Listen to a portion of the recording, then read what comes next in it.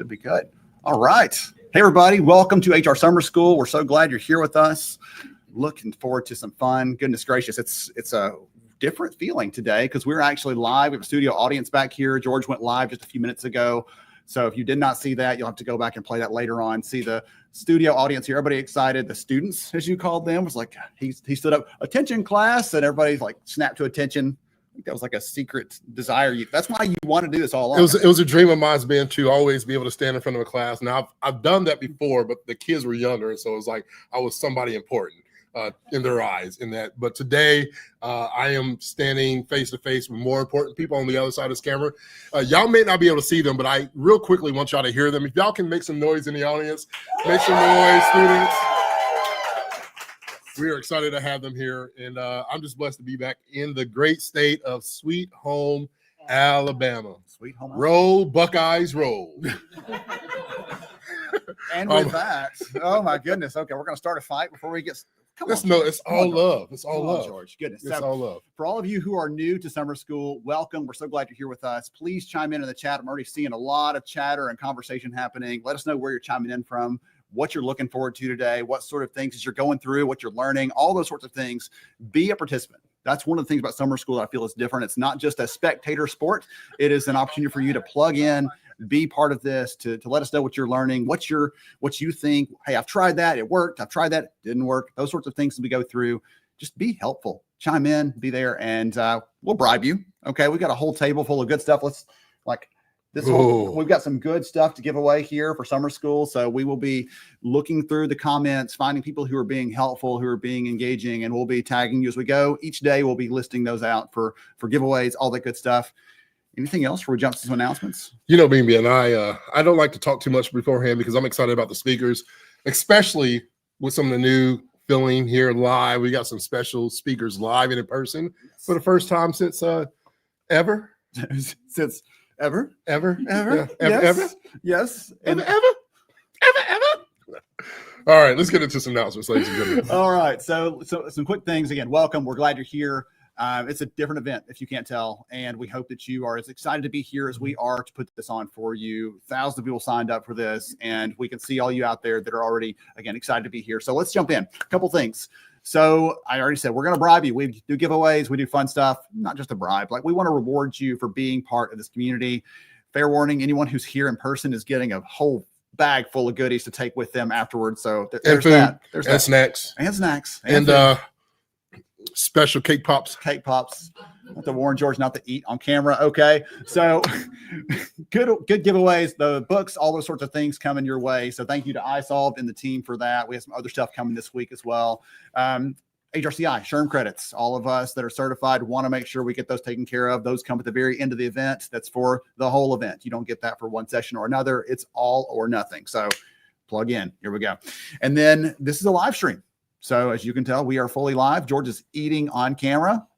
Number one rule of live stream is don't eat on camera. Don't eat on camera. But when it's so good, it makes you want to smack your mama. You got to do it. You just have to do it. It's part of our sponsor here as well. So it's a little promotion. Oh, sure it was. Sure it was. Hey, let's give a shout out. So we appreciate the team. Mike Bean, the team at Vervic, they actually are hosting us here, and we appreciate them for setting the space up. Hey, we love summer school, love the good work that they're doing, and so we just want to give this away to you. So thank you to them for what they're doing. They're a HR consulting firm based here in Huntsville, but they do work across the country. He was telling me he's actually doing a fractional CHRO role for a company down in South Alabama right now, and they're like, yeah, it's basically everything's on fire, and you get to decide which fire you put out first. So he's in the middle of that. So welcome to HR. Yes, thank you. Reactive versus proactive. Thank you. I know. We're gonna hear something. We're gonna get to that. Don't spoil the fun, George. Come on. Sorry. All right. So thank you to our incredible sponsors for supporting the event, for being alongside us, for trying to bring this to the community. They know how important it is that all of us aren't just passive showing up, putting in the days, but we're here to learn, to get better, to be smarter, to take care of our people and align with the business. That's what each of these companies is here to do. And we'll hear from many of these during the event this week as they're chiming in on sessions and being active in the chat as well. So we're excited for that. All right. Shout out to all of you. It's fun. George, for me, I'm looking at this, and some of these people who are here, who are getting shout outs as they've been at the event before, are actually speakers this time.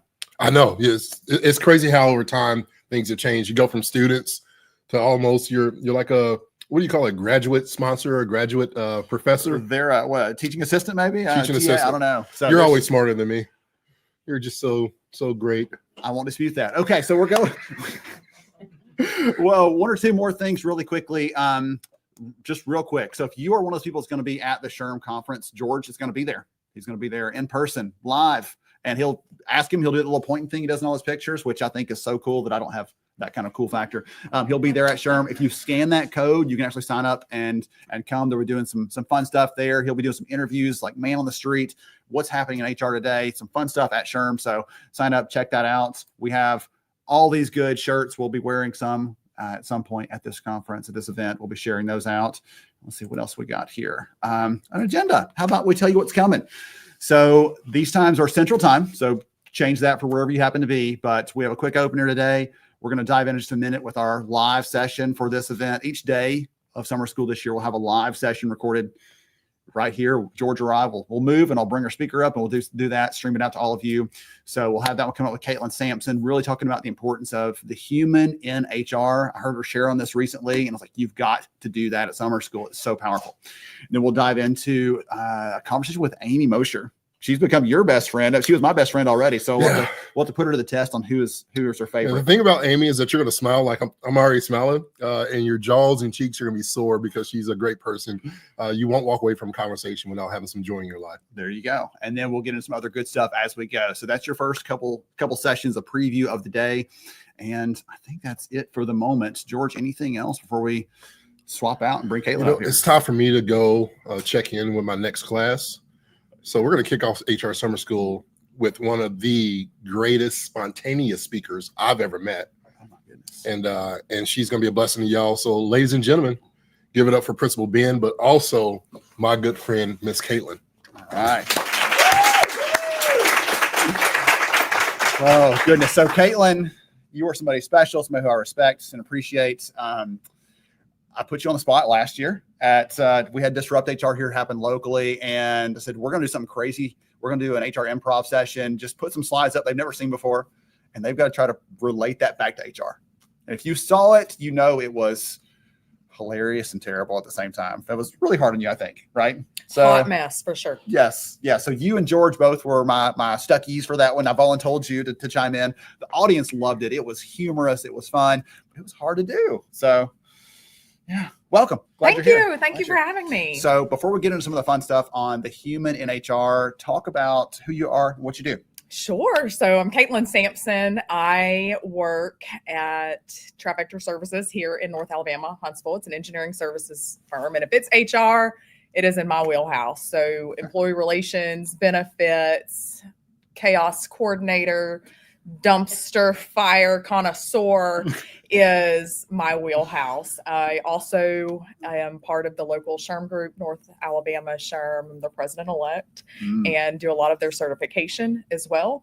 And then can't forget about the PTO for the kids. And we just finished coaching soccer. All right. Yeah. Goodness gracious. That's wild. Never a dull moment. There is no. I think I shocked you the other day. Actually, you and I live in the same town. I saw you at the grocery store and you're like, oh yeah. I'm like, oh yeah, you're a person too. So in addition to being HR, I can verify that she's a person too. She had a very healthy selection in her grocery cart. So we're all good. All right. So we're going to dive into some fun stuff. The human part of this. And I said that joke because sometimes HR gets this rap. If you look at the news, you look at not the news, but the TV shows, the movies, like HR is incompetent. They're cruel. They're heartless. They're dumb. Like there's some version of that as a stereotype there. And I want us to talk about the importance of the human side of this because it's a thing we cannot lose if we want to have the impact on people that we're really hoping to. So I saw you speak recently on this topic of keeping the human in HR. And I'd love to hear from you. Just start us off. Why does that matter in your opinion? Sure. So for me, it all started. I actually accidentally got into HR. Like a lot of people probably. I thought that I was going to be a flight nurse on a helicopter. And then you had to weigh like 120 pounds geared out. And I like cupcakes. So that was not the job for me. And then also, I really liked having a lot of impact in terms of learning, training, and development. And so I sat down back in the day and looked at a catalog at the university I was attending, and I thought, what's going to get me out of math? Because I would also like to do that. And so I stumbled upon HR on accident, and I call home and I said, Dad, I think I want to do HR. And he looked at me and he said, why would you want to do that? And I said, it's literally a resource for humans. That's the very definition. Why wouldn't I want to do that? And he said, Caitlin, nobody likes them. And so again, in all of my wisdom at 20, I said, well, why? Why wouldn't you just love people that are trying to help you?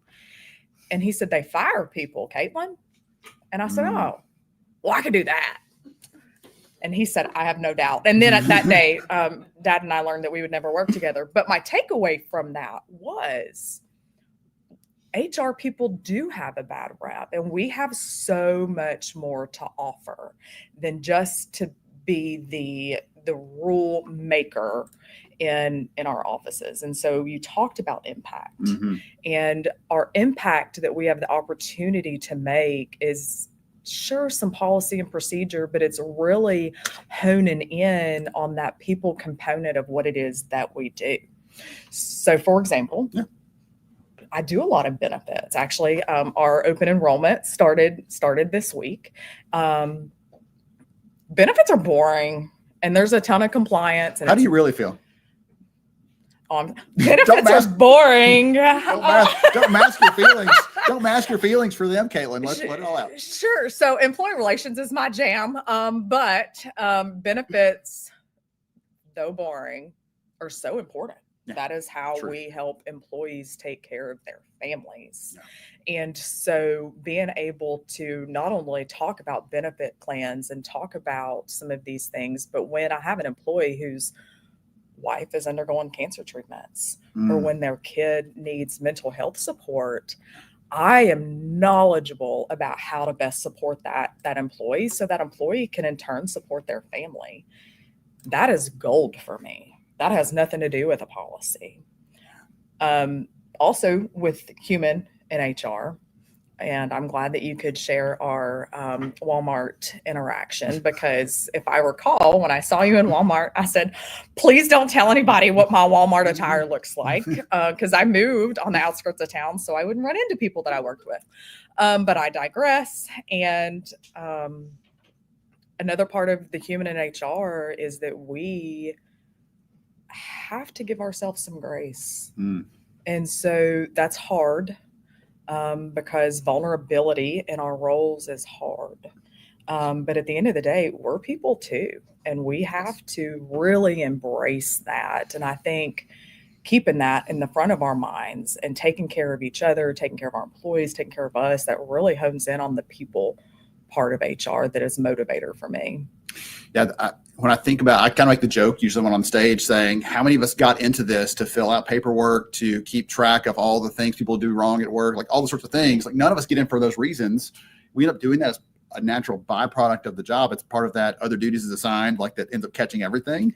But hey, the toilet's not working. Somebody call HR. I'm like, okay, sure, why not? The party planners. Yes, like what? Yes. All those things. And at the same time, as you said, like that's the admission price to get to do these other things where I am helping someone with a benefit that's going to take care of their family member who's in a hard time. Or listen, here's our bereavement policy. I'm so sorry to hear about your mom.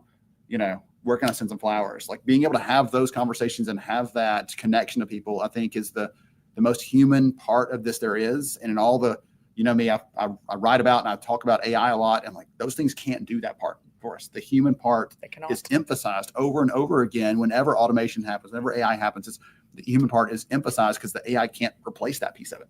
What 100%. We do. Absolutely. So if someone out there is saying, I want to embrace the human, I want to bring that back in. Maybe I have gotten a little bit too tactical. I have gotten a little too caught up in the to-do list, which is a good thing. But again, not all on there probably isn't be human to someone. It's probably not written on there in the to-do list. What is your advice for that? How can they do that better, or how can they keep that top of mind? Sure. I would offer two major pieces of advice. And one of them has to do with, you've got to know you. You've got to know what makes you tick, what motivates you, what brings out the best in you, what brings out the worst. And you've got to be clued into some of those things, because it does matter when we go into work and we are now putting out all of the dumpster fires, and we are organizing the chaos and making it happen. The other piece of advice that's kind of linked to that a little bit, HR, like many leadership oriented roles, is not always the most popular place to be. Tell me you don't mean that. Surely not. Yeah, every HR person I know totally got into HR so they would be popular and loved. For the glory. Yes. And so for me, the takeaway there is that with HR, anybody that's going to, and I say the term survive, if we are going to survive in our roles as HR professionals, we've got to have people. Your tribe, your battle buddies, your circle, whatever you want to call it, and those are the people where there is an incredible amount of two-way trust. But the people that come to me and say, Caitlin, that was harsh, or Caitlin, I think you're being a little intense right now, or give me a pep talk, or things like that. Those are not the people that are telling us that we're right all the time. Those are the people that are keeping us in check. Yes. And that's important, because, at the end of the day, who's HR for HR? We are. Yeah. We have to be. Gotta be. Is that what drew you into some of your volunteer roles, like in the community and in this state and in this local area, like that need to make sure that we are providing that community for people? I think so. Impact is a really big driver for me. If I don't have impact in my community or in my organization, then I'm not interested. And so I think that was definitely a gap that I saw. And I like people, although, we're complicated and we all have a lot of baggage. Yes. We have a lot to offer. And I like being able to be the catalyst to orchestrate some of that, to make sure that at the end of the day, we all have a person. So go back to the first thing you mentioned, the know yourself. I had a chance yesterday to speak to an HR group in Wisconsin, and Daphne, shout out to Daphne, she came up to me and said, hey, I wanted to tell you, last year I was feeling stressed and burnt out. I was having some trouble and challenges. I was like, okay, that sounds like the day-to-day in HR. She's like, it was even more difficult than that. And she said, what I did is I took my phone and I turned it off, and I went out into this 12-hour walking event, 12 hours walking. You can't take anything with you, no stuff, no phones, nothing else. And she said, I came out with such clarity about what I wanted to do and where my strengths were and how this company wasn't even really a good fit for me overall. But until I did that, I was just trying to figure out how I could work hard enough to make it all work. Right. And she said, I finally understood that piece. And so going back to you have to know yourself. If you have not taken a moment to unplug from everything else for just a little bit, that's one of the best ways to figure that out. What's that quiet time? Because that's when I think of new things, when I get creative. She said her biggest lesson learned was next time I got to take something to write with, because she said, all these ideas, like, darn it, what was that thing I thought of in the third hour? I can't remember what that was. Sure. And so that was her difficulty, but finding some quiet time, unplugging, getting away. And for me also, when I have a chance to contribute, that's one reason I did the same sort of thing that you're doing, where I plugged into the local community, because it's like, this job is too hard to do it solo. And when we come together, we can do some incredible things that we couldn't do in our own separate lanes. Absolutely. So, okay. All right. So that was number one. And then number two, I'm already forgetting. Circle. Have your circle. So it's related. Have your circle. Have your people. So for those of you out there, summer school is a great way to do that. We're actually talking to some of our attendees about putting together a more formal way to connect with each other outside of summer school hours, so that you can get into a community where people are talking about things you care about, you're connected to. Maybe you're looking for work right now. We give you a way to plug into that. Maybe you are someone who does love benefits, and Caitlin has like a question about benefits and she doesn't want to love them, and she wants to ask those of you that do, like those sorts of things. So we're working on some of those kind of things, but not just a virtual piece, but try to have someone that you can connect to and have a conversation with, because I love when I get a text from you or whatever else, but I love it even more when I get a chance to sit down in person, have a conversation, because the sparks fly in the best way, like great ideas, new things we can think of, all that kind of stuff. So yes. I'm grateful for that. Yes. All right. So there's some homework for all of you. We're already giving homework out first session. So I don't know if you're their favorite or their, well, probably Me, you. So far, you're their favorite. She said it. I'm just telling you what she said. I just get to reiterate, and I sound smart because I talk to smart people. That's the secret behind summer school. Okay, so let's go into, I want to sort of double click on something I mentioned earlier around, there was a story in the news just recently where a company, big enterprise company, replaced thousands of its people with AI. Many of those were HR people. And some people were like celebrating that. They're proud of that. I was a little horrified by that because, again, I don't want an AI to do some of the things that are innately human and a big part of our job. And so if someone, true or false, if someone is out there and they are only doing the stuff and they're not connecting, they're not building their relationships, they're not focusing on that human side of it, I would think that they're the most likely to be replaced by some algorithm if they're not doing that. True. You think true?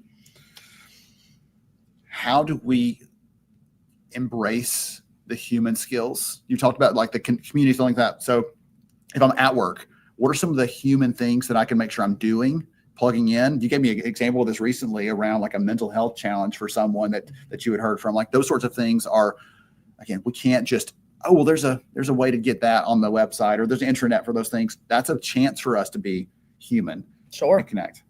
So AI is certainly a hot topic right now. And I think for a lot of us, especially in HR, because not only do we have to know how it impacts us, but we've got to know how it impacts everybody else too. Yes. Never mind the compliance challenges that come along with that. And we don't even know what we don't know yet. So we are active students in anything related to AI.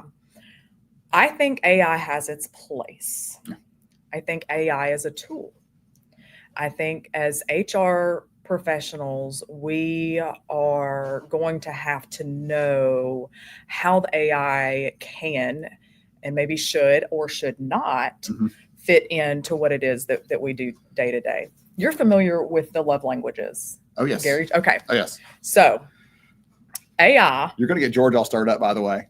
Love languages. He's going to get all hopped up. So fair warning, when he comes back, that's the first thing he's going to say. I have no doubt. So love languages, if you've not read the book, please do so. It also, it links into love languages of appreciation in the workplace as well, which is really what makes HR people tick. So when you look at love languages, quality time, words of affirmation, acts of service, those are not things that AI is going to be able to do for us. And so that is where, as an HR person, we create our value.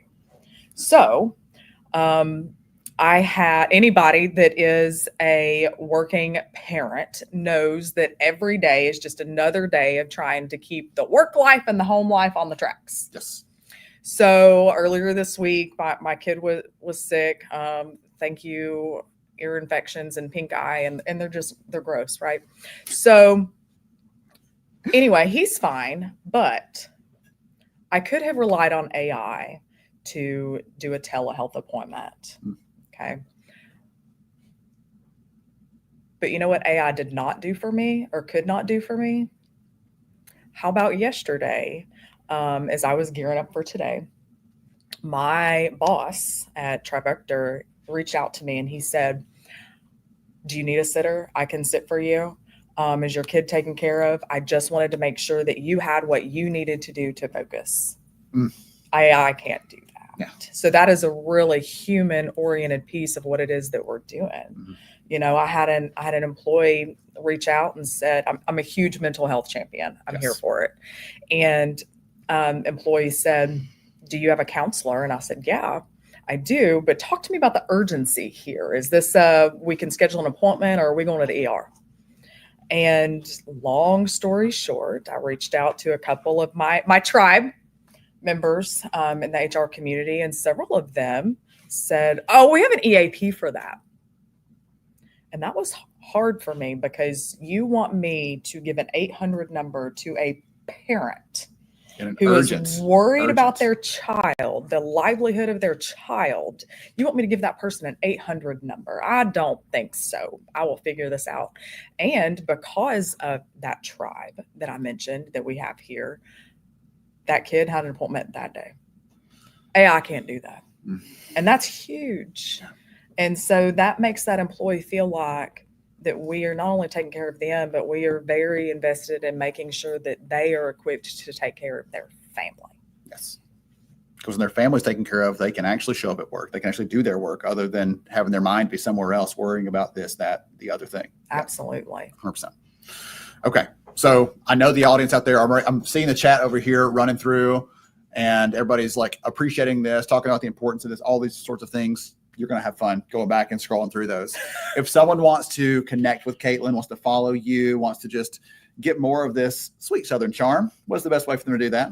LinkedIn, absolutely. And please connect with me on LinkedIn. I would love to link with you. Okay. Once we get this next session going with Amy, I'll make sure and drop Caitlin's. We'll make sure her name gets dropped in there so you can connect to her on LinkedIn if you want to do that. And we'll be, after the event, sharing all of our speakers' LinkedIn contacts. You can reach out, follow all of them en masse. Just a heads up, she's probably going to get a ton from this as terms of outreach, but send her a note that says, hey, I loved this. I love that. I agree with you on the human. I love cake too. Whatever the thing is you want to share with her, please do. Or I hate benefits, whatever the. Or tell me I'm wrong and we'll talk about that too. Yes. You can tell her that she's wrong and she will come get you. So, all right. Hey, I love you. Appreciate you. Thank you so much, Caitlin, for joining us. Thank you for having me. For kicking us off.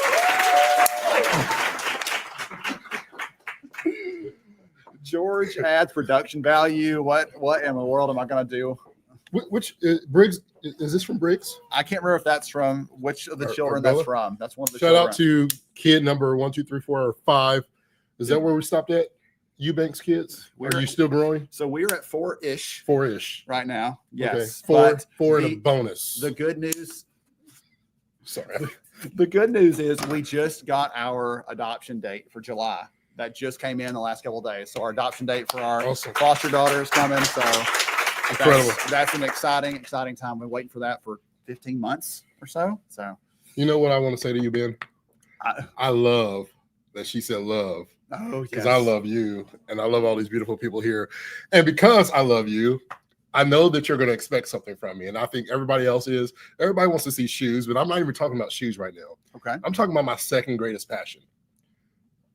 When she's talked about love, Ben, I thought about love in HR, the heart of HR, because I'm an acronym junkie, ladies and gentlemen. Yes. So I did, while she was talking, write an acronym for love. And I just want to share it real quickly because I think this is going to be going right into what Amy's going to be talking about. L, should I sing it? L is for the way you look. No. Listen deeply. So when it comes to HR, listening deeply, I think that's something that's very important, especially whether it's payroll, whether it's benefits, whether it's get in touch with AI. You talk about whatever you got to do, you have to listen deeply. Yes. Number 2, you got to own the culture. Own the culture. We can't own the company unless you pay us like you. So when owners and CEOs say, we want you to take ownership, the only thing we as employees, and I'm including HR because we are employees as well, we can own the culture. We can own how we feel, believe, and behave most of the time. Not all the time. V is value people. And I think what I love about HR is that we value people. We recognize the worth of each individual. And I think we can't take that for granted. And E is empower. We got to be able to empower others to grow. Whenever I think about growth and I think about my days of owning 18 retail stores, we didn't start growing our stores until we started investing in our people and checking in on them. And I think that's so important. If you want to have something good, you keep it to yourself. If you want to have something that's going to grow, you have to empower other people to do that. And so I love Caitlin. Shout out to my girl, Caitlin.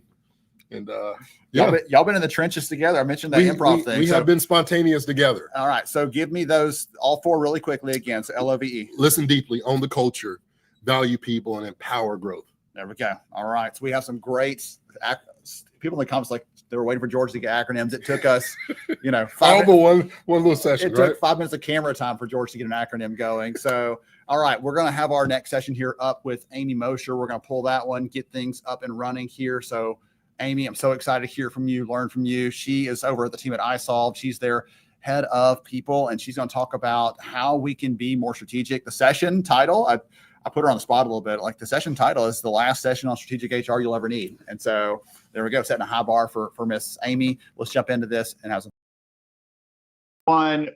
Welcome to summer school. So glad you're here with us and looking forward to talking with one of my favorite people on the planet.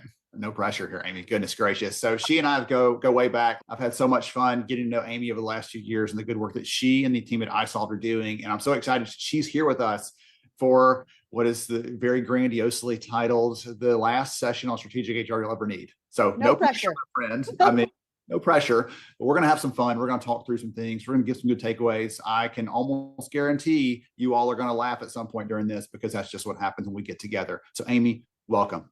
Thank you so much, Ben. I don't accept any pressure here at all. We're just going to have some fun. Perfect. Sounds good. Before we get to the good stuff, would you take a minute and tell the audience more about who you are and what you do?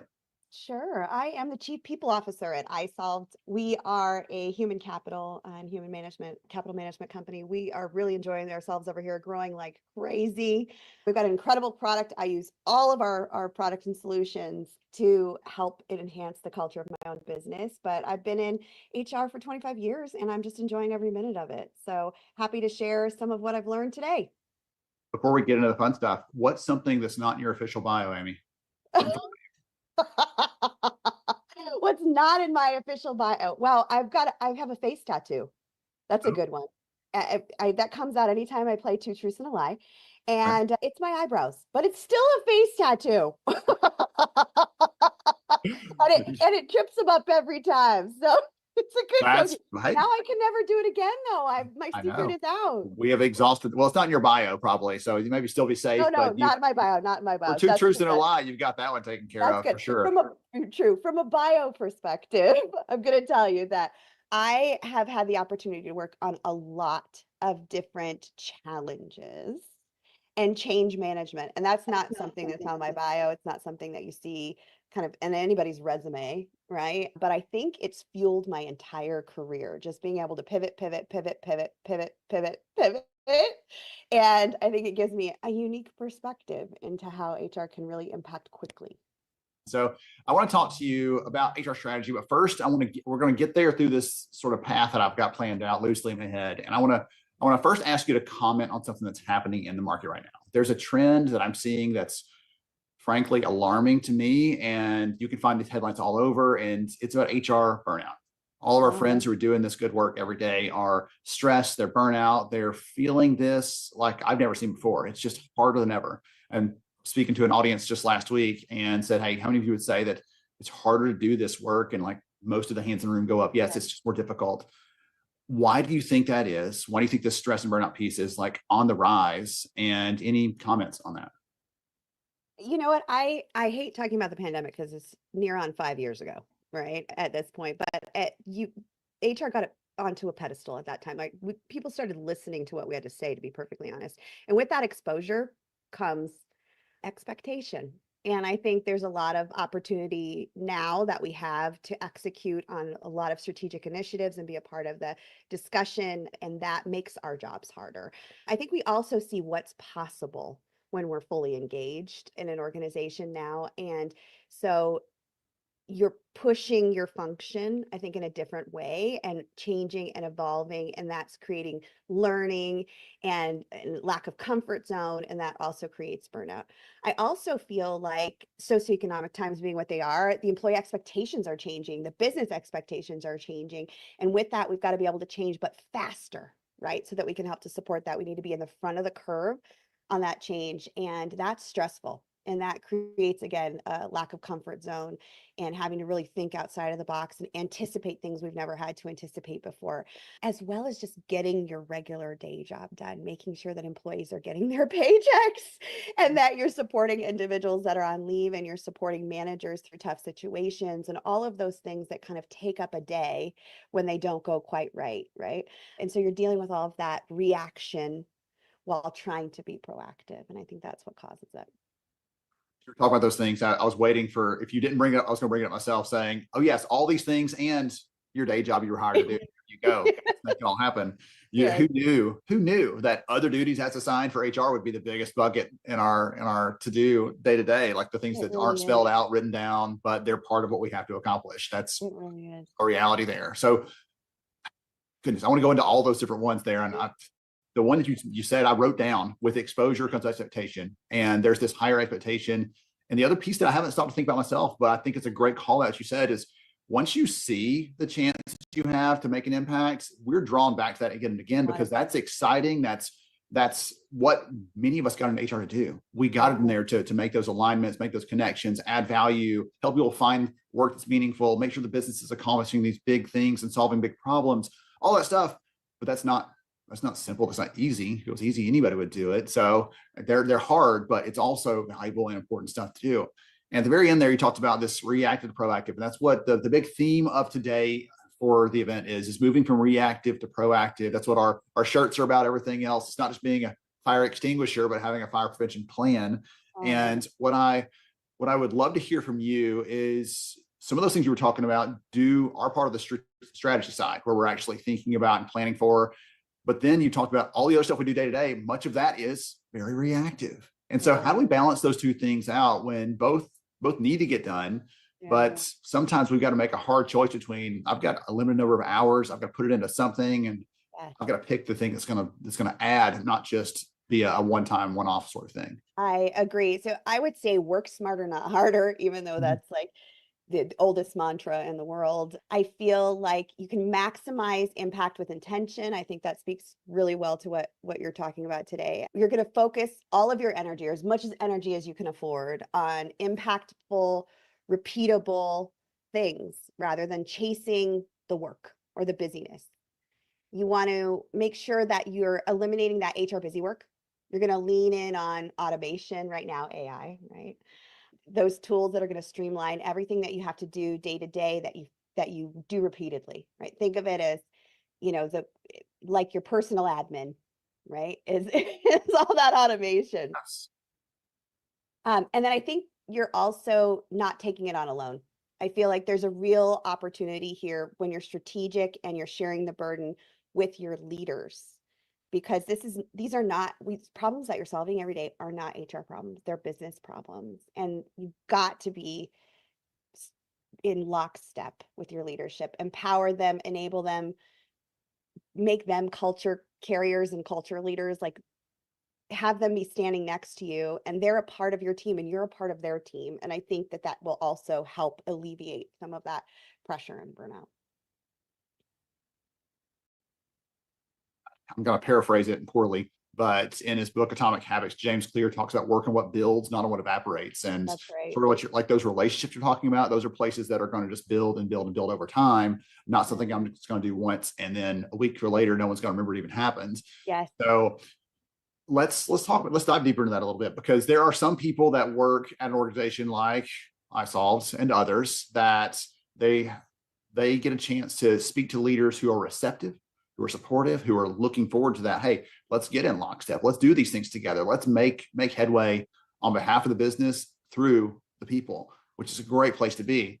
There are others that maybe don't have that, or they just join an organization and they're not sure what the appetite for that is, we'll say. So what advice would you give someone out there listening in that's maybe trying to build those inroads that don't exist? How should they start?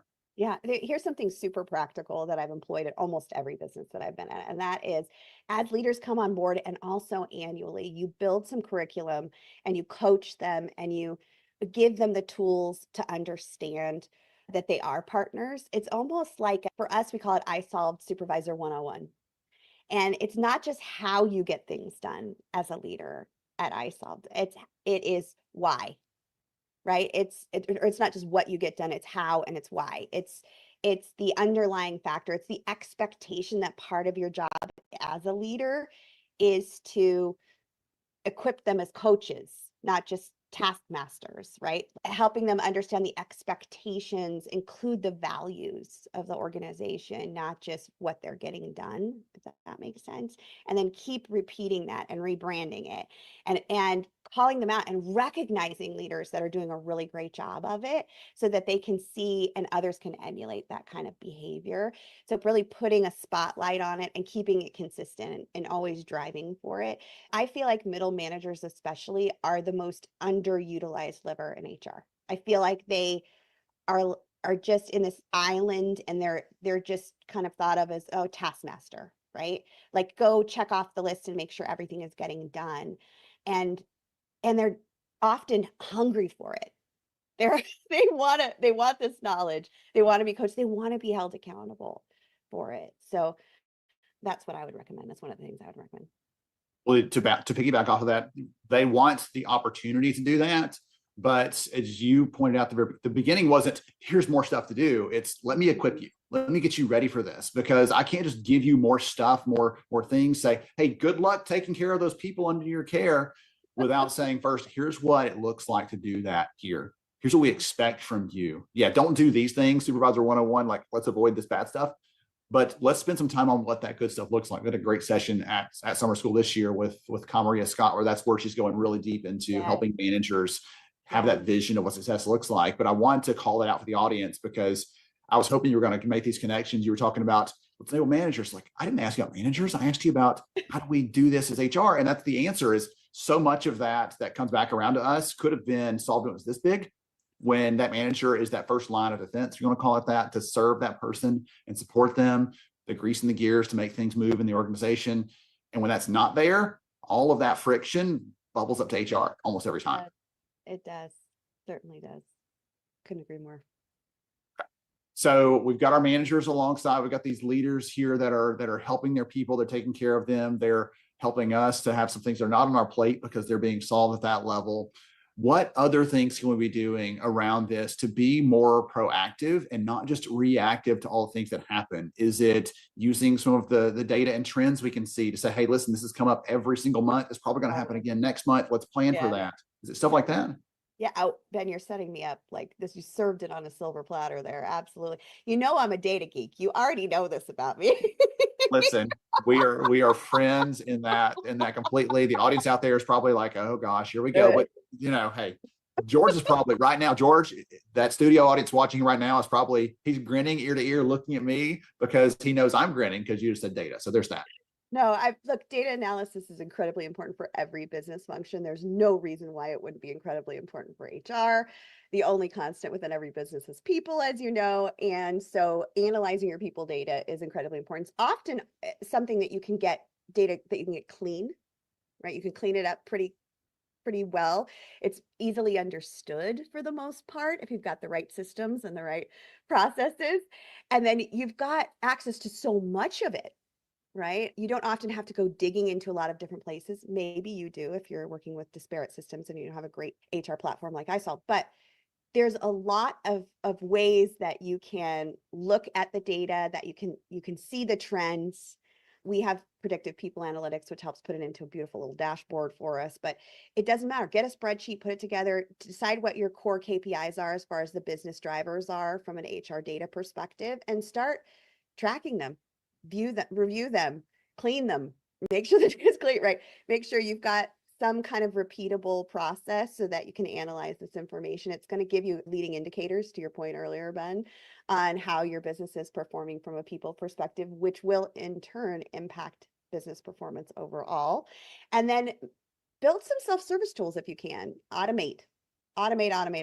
We've got a huge push here all over our business around automation and AI. We're challenging every single employee to come to the table with new ideas on how they can automate what they do and how they work and help them to be more effective. I feel like those kinds of activities are incredibly important for businesses right now and HR teams as well.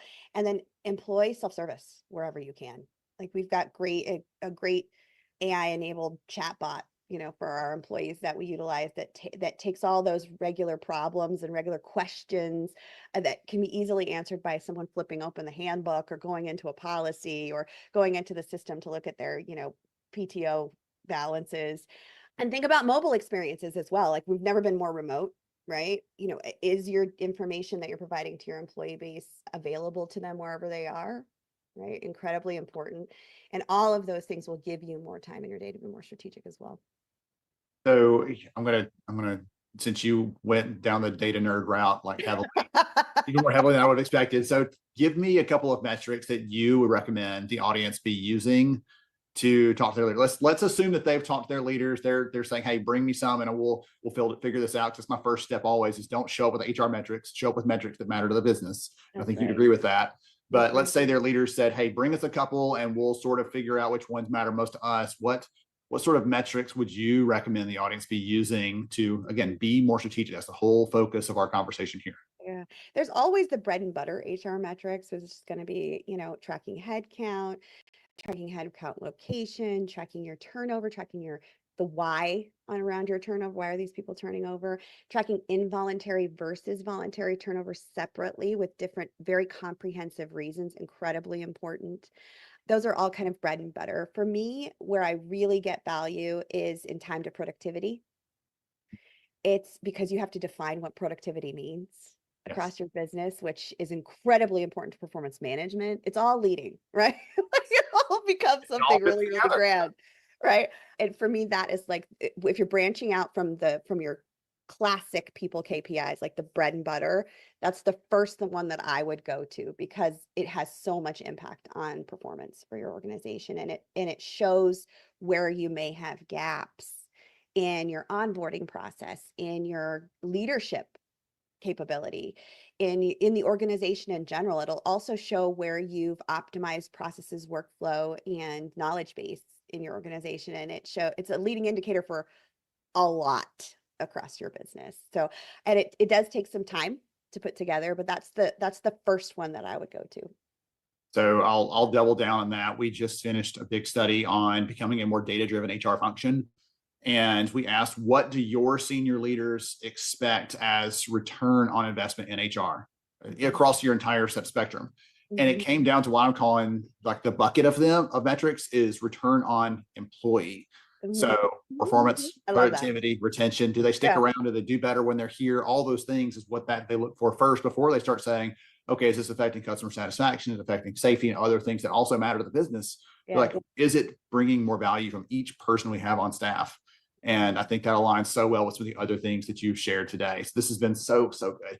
Like, I'll put you on the spot, like 1 minute, like last takeaway here. You can double down on something you've shared. You can give them something else. Like, just as we're walking out of this session and we're thinking about what's to come, how can someone out there put these things in place, be more strategic as an HR practitioner and professional? Certainly. I would say how you start with making your priorities known so that you can align to the business priorities by showing the alignment to your business priorities. That's the very first thing that you do. You don't stop talking about it. You keep bringing it to the table and showing the ROI, and you make that connection in everything that you do, and you will garner additional strategic insight as well as opportunity to add that value to the organization if you continue to do that.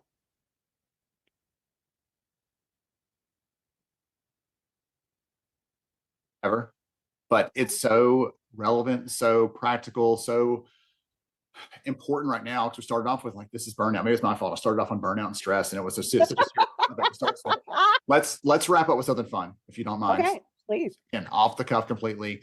What is the absolute worst job you ever had?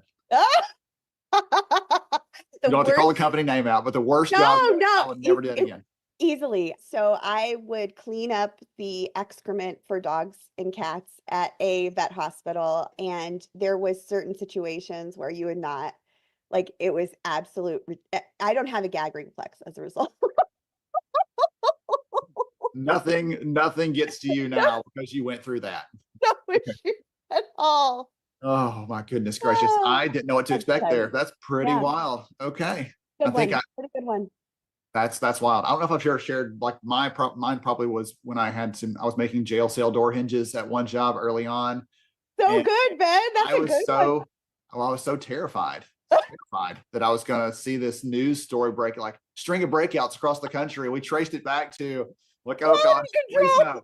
So I worried about that as I was doing that, thinking this is not going to end well, because I'm not good with my hands. As anyone knows me knows that all too well. So thank you so much again for a fun wrap up to that. If someone wants to learn more about iSolve, the good work the team is doing, the good perspectives and thoughts that you're sharing here to lift the community up in a positive way, so they can clearly tell from your conversation today, what are the best ways to do that? Go to our website. We've got a terrific website that's incredibly informative and easy to use and to reference. It's isolvedhcm.com. Also, come on, grab me on LinkedIn. Right. I'd love to interact with you, love networking. So would be happy to do that as well. And you can find us also on LinkedIn and Twitter and all the all the social apps as well. So we're happy to have you. Thank you again, Amy. Appreciate you so much for your input, your attitude, all those good things that you bring, your passion. I'm grateful to know you and call you a friend. To everybody else out there, stay tuned for more good summer school coming right up. All right. Bring us back. There we go. Good session with Amy. Golly.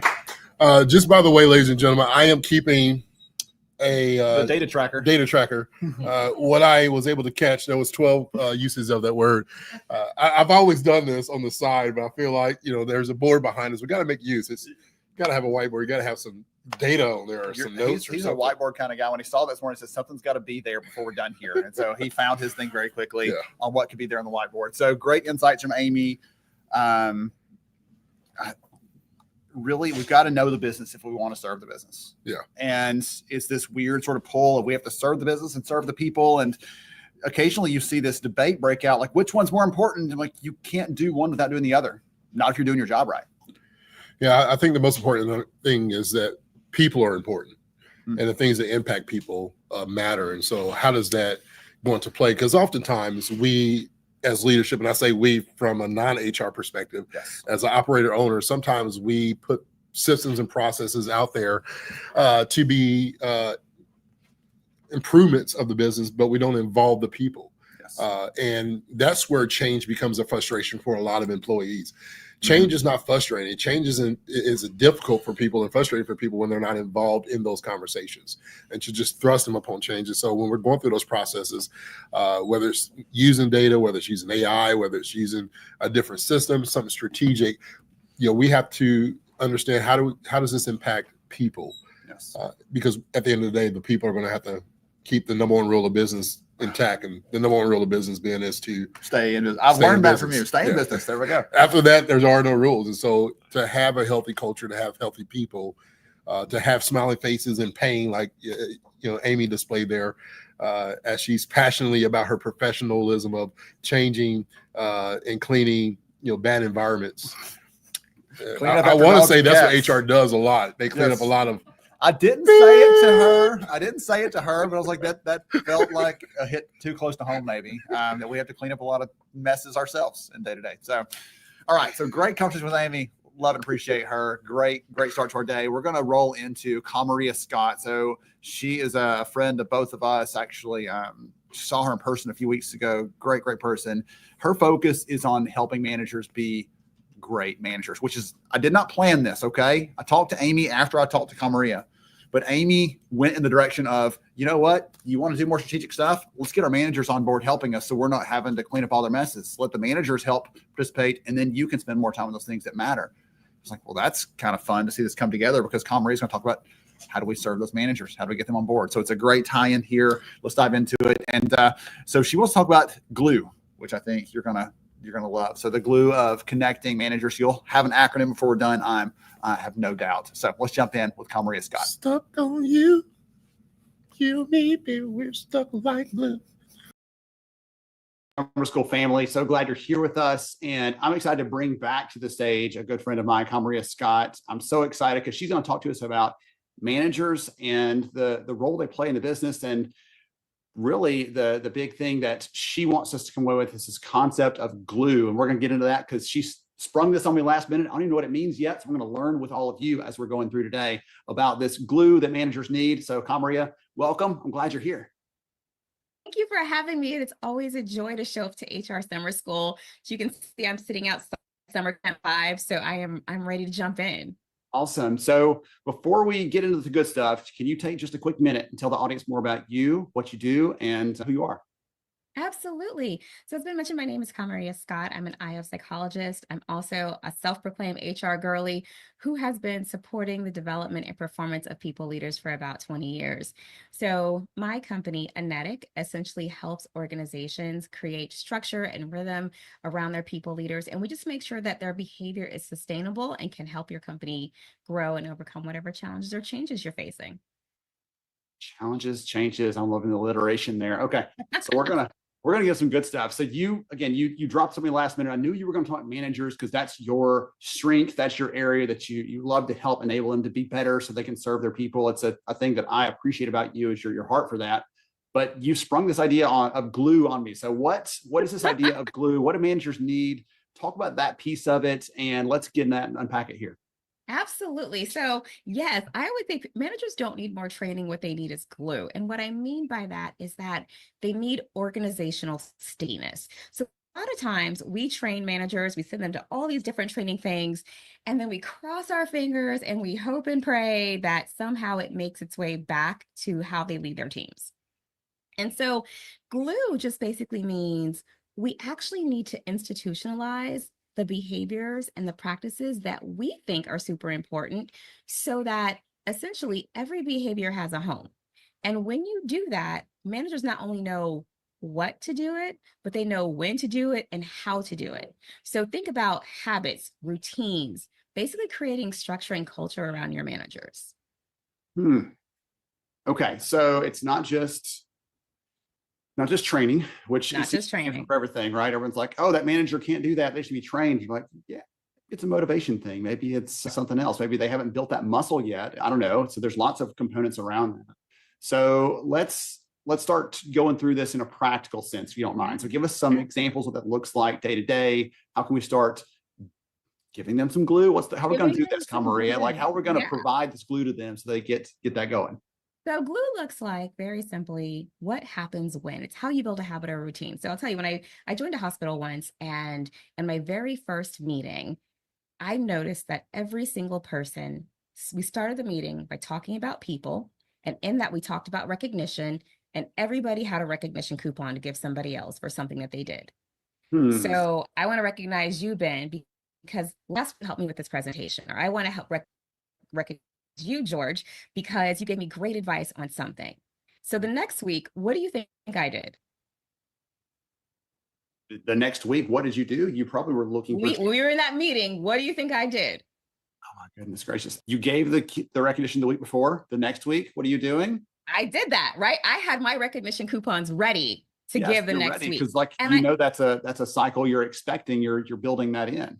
There Have you we go. talked about this before? Have we A actually had little this bit. conversation? Okay. Yeah, maybe. He's like, have we talked about this with? I was like, this idea that I used to have managers who are like, I'm not good at it, so I just won't do it. I'm like, that's not a reason not to do it. You should start.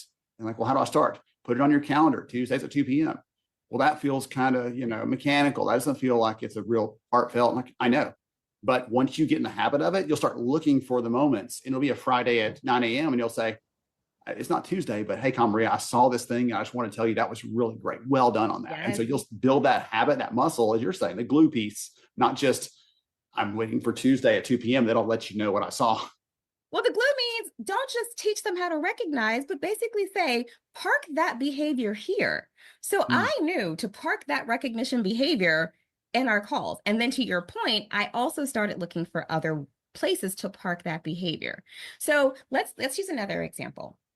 Let's say that you would like for managers to use upward feedback, or you would like for them to align their teams. So I recommend a quarterly conversation every single quarter, a very simple grid that says, what did you like? What should we change? What ideas do you have? What really should we be celebrating?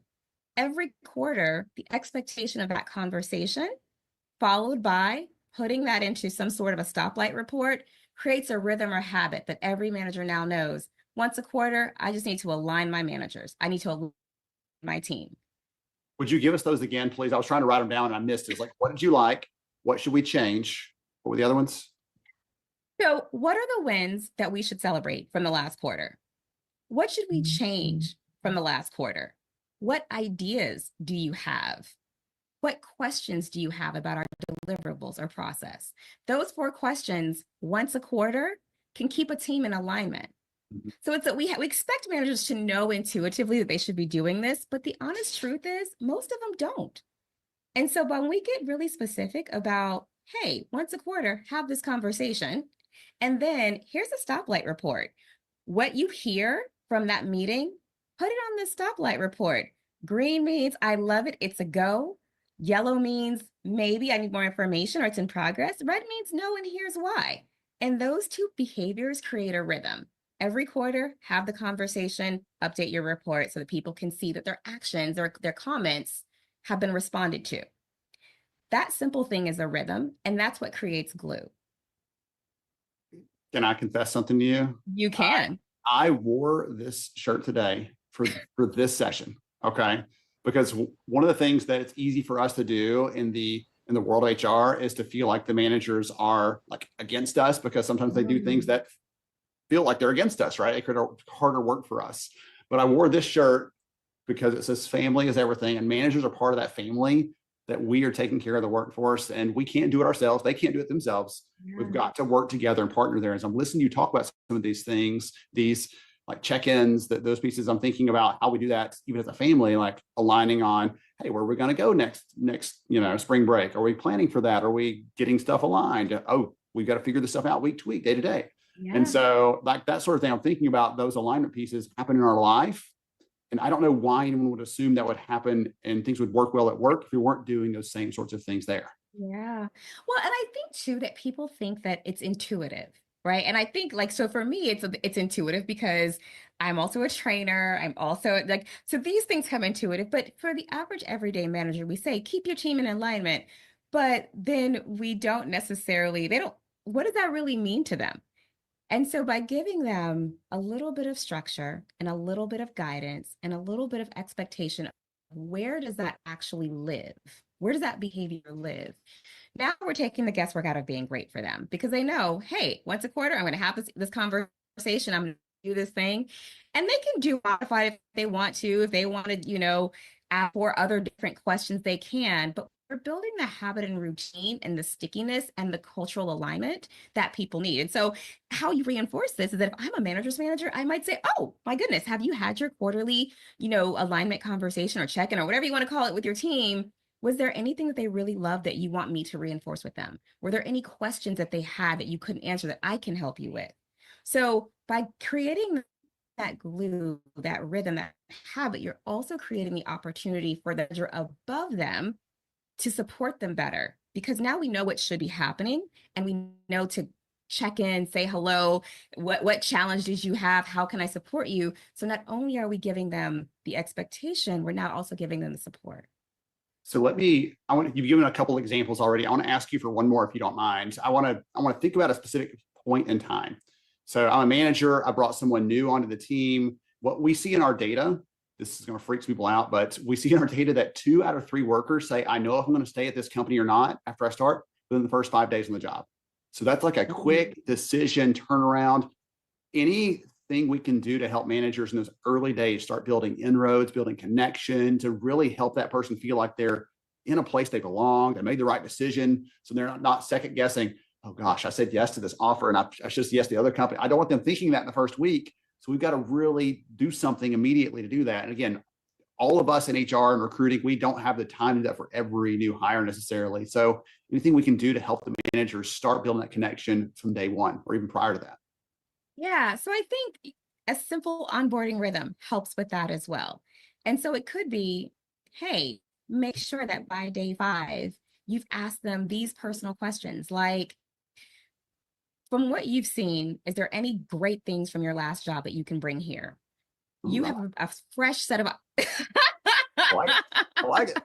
right? You have a fresh set of eyes. Tell us what's working and what's not working. So just that engaging conversation, but also let me introduce you to 3 people who I think are going to help make your job a lot easier.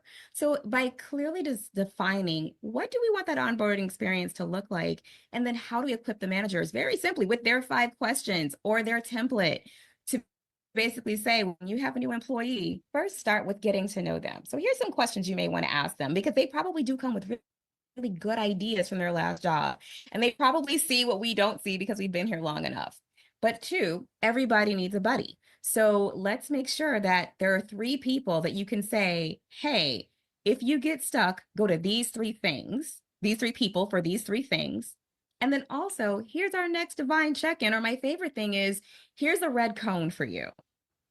The red cone basically means if you get stuck, you raise this cone, this flag, and someone will come running.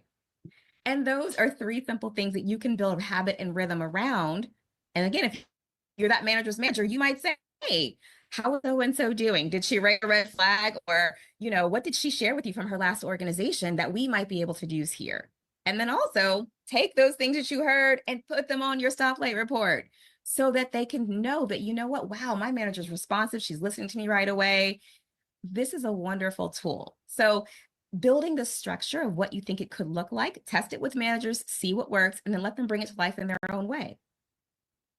I think that's a part that's hard sometimes is we want to script this out, and some managers are like, well, that's not really my style, or that's not how I interact with people, or that doesn't feel authentic enough for me. I want to go deeper than that, right? There's a whole spectrum there. So I love let them make it their own. Once you've given them some tools to work with, say, okay, now that you know the structure, at least what we're looking for, you said it earlier, what happens when, right? What happens when this person's connected? Now you find the way that works best for you to make sure they're connected. You find the way that works best for you and that person to make sure they feel like they're in the know. These connection conversations you're talking about, like that are happening on a regular basis. So those are some great tidbits and suggestions. I want to take it for a second to the extreme, because we all know that one of the biggest barriers to doing something like this is, well, we're doing something, we don't have time, we're too busy with whatever else. And so talk about what happens without this. We don't do this. You did a great talk recently on the Wild West of, what it looks like when things just don't have any structure to it. Give us some insight into what that looks like, what that feels like, and the negatives if we don't take some action here. Yeah. So, the same thing is, I think people already know the negatives, which is basically when you have managers who are unstructured and unguided, it does turn into the Wild Wild West. And that just basically means, one, everyone is doing whatever they feel like is the right thing to do. And you are basically leaving the best managers are the ones who figure it out, right? So whatever team experience is directly leveraged to how well that their manager can fight through the chaos, figure it out, and find their way. But why are we leaving that to chance? The other part of that is the Wild Wild West becomes uncorrallable because there's only so many of us in HR. And now we're trying to corral all these managers who are doing all these different things, honestly, with all these different expectations. So it makes our job a lot harder in HR, and we're firefighting what's happening because we never had clear expectations around what was supposed to happen. We never said, what does good look like? And we didn't point people in that direction. So you have variation of good, but you don't have a clear criteria. So it's even hard to say who's a good manager and who's not a good manager. Without a little bit of structure and expectation about what it's supposed to look like, you can't figure out who's doing what. And there's no barometer for saying Ben is a good manager and Kamaria is not. So you have a variance of experiences. And as our good friends at Gallup tell us, the manager experience drives so much team member experience. I had a thought as you're sharing that, and tell me if this makes sense or if it's totally wacky. I saw the bubble go up. Okay, you saw the light bulb. I have a terrible poker face, so when I have an idea, it just immediately comes out.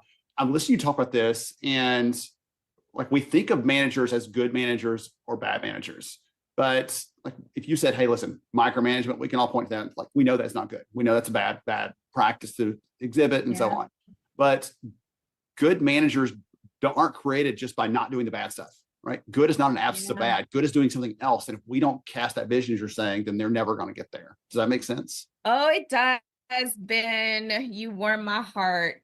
So I think of, the other day I had a realization about myself because people always say, Maria, you're a perfectionist. And I was like, no, I'm not. What I do is strive for mastery, right? And I think of people leading in the way that it is something that you learn to master, but in learning to master, you have to acknowledge that it's a progression. So I quote you all the time. I'm always like, my friend Ben Eubank says we all suck in the beginning. And it's true, right? But if you think of it like something you can master, that means you go from yikes to okay, to good, to great, to excellent. It's a gradient of an experience, and you can learn and develop and become an excellent people leader. But you can do it faster if there are guardrails and there's guidance and you're not just, flailing through the wind. There's two things that always jump out at me. One is that I did a wonderful podcast episode with a guest who was talking about being in the development zone versus being in the performance zone.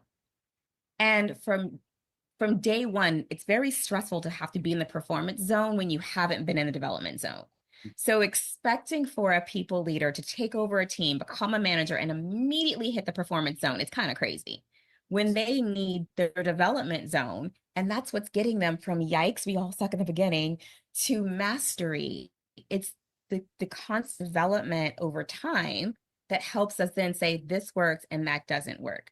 And so when we think about building in the habits and routines and the guidance, it at least gives them the opportunity to try it, right? We give them, if you can't do anything else, do these 3 things. And from there, they can self-reflect on, okay, how do I make this better? How do I make mine? How do I make this right for my team? And that's how that progression happens. Excellent. Excellent. Okay. So I want you to, I'll make a note here to get the link to that episode at least, because I think that's a great takeaway here for people to follow up later on, not during summer school. Okay. Hang on till you're done for the Go day. later. But that'll be a good thing to think through later on about how to help those people be in that performance zone by coming from the development zone, and some good ideas there on that one. So I'll make sure and link to that episode for sure. You'll get that one to me. But anything else for the audience here, if they want to connect with you, they want to learn more about the good work that you're doing, Kamaria, what's the best way for them to follow you? Yes. So obviously follow me here on LinkedIn. I would love to connect with you. I also, you can find me at Kamaria at Enetic, ENETICLPS.com if you'd like to send me an email.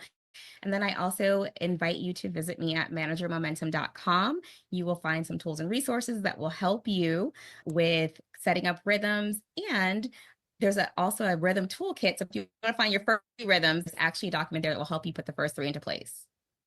Maria is going to take over Elmer's as the primary provider of glue for the country. So there you go. Like, that's going to be a good place to be. So glad to be here with you, my friend. Appreciate you for sharing your insights here with the audience. And it's always, I learn something every single time. I enjoyed this so much. To everybody else out there, I hope you got some great takeaways around how to create this structure around your managers, not to hold them down, but to allow them to really serve and support their people. Stay tuned for more Good Summer School coming right up.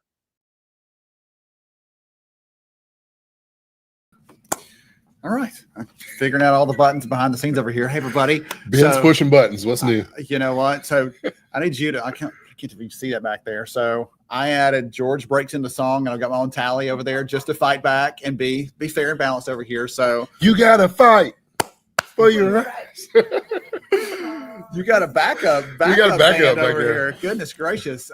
So good conversation there with Kamaria. Great insights. Again, I told you you'd love her. She's been a summer school speaker before, and I was so glad to bring her back again because I always learn something sharing from her. And I want to clarify one of the things that she quoted me. She's like, "Yeah, Ben says you always suck at the beginning." I'm like, that sounded mean. That doesn't sound very nice. What I was actually on Kamaria's podcast, Manager to Manager, at one time, and I dropped that in the chat a minute ago. That link to that episode, but.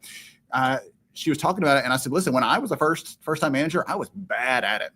I think most of us were bad at it, and we learned how to be good at it over time. So that was where that came from. It wasn't everyone's terrible blanket statement. It was very specific to that. So Kamaria, don't be careful when you're quoting me that you give context. I don't want to seem like the bad guy. Bad, you're bad, you know it. Okay. Those songs are just going to be popping in my head every time. Now it's annoying. That's two marks on the board for me. Nonstop. You're just going to mess with me. I know it. All right.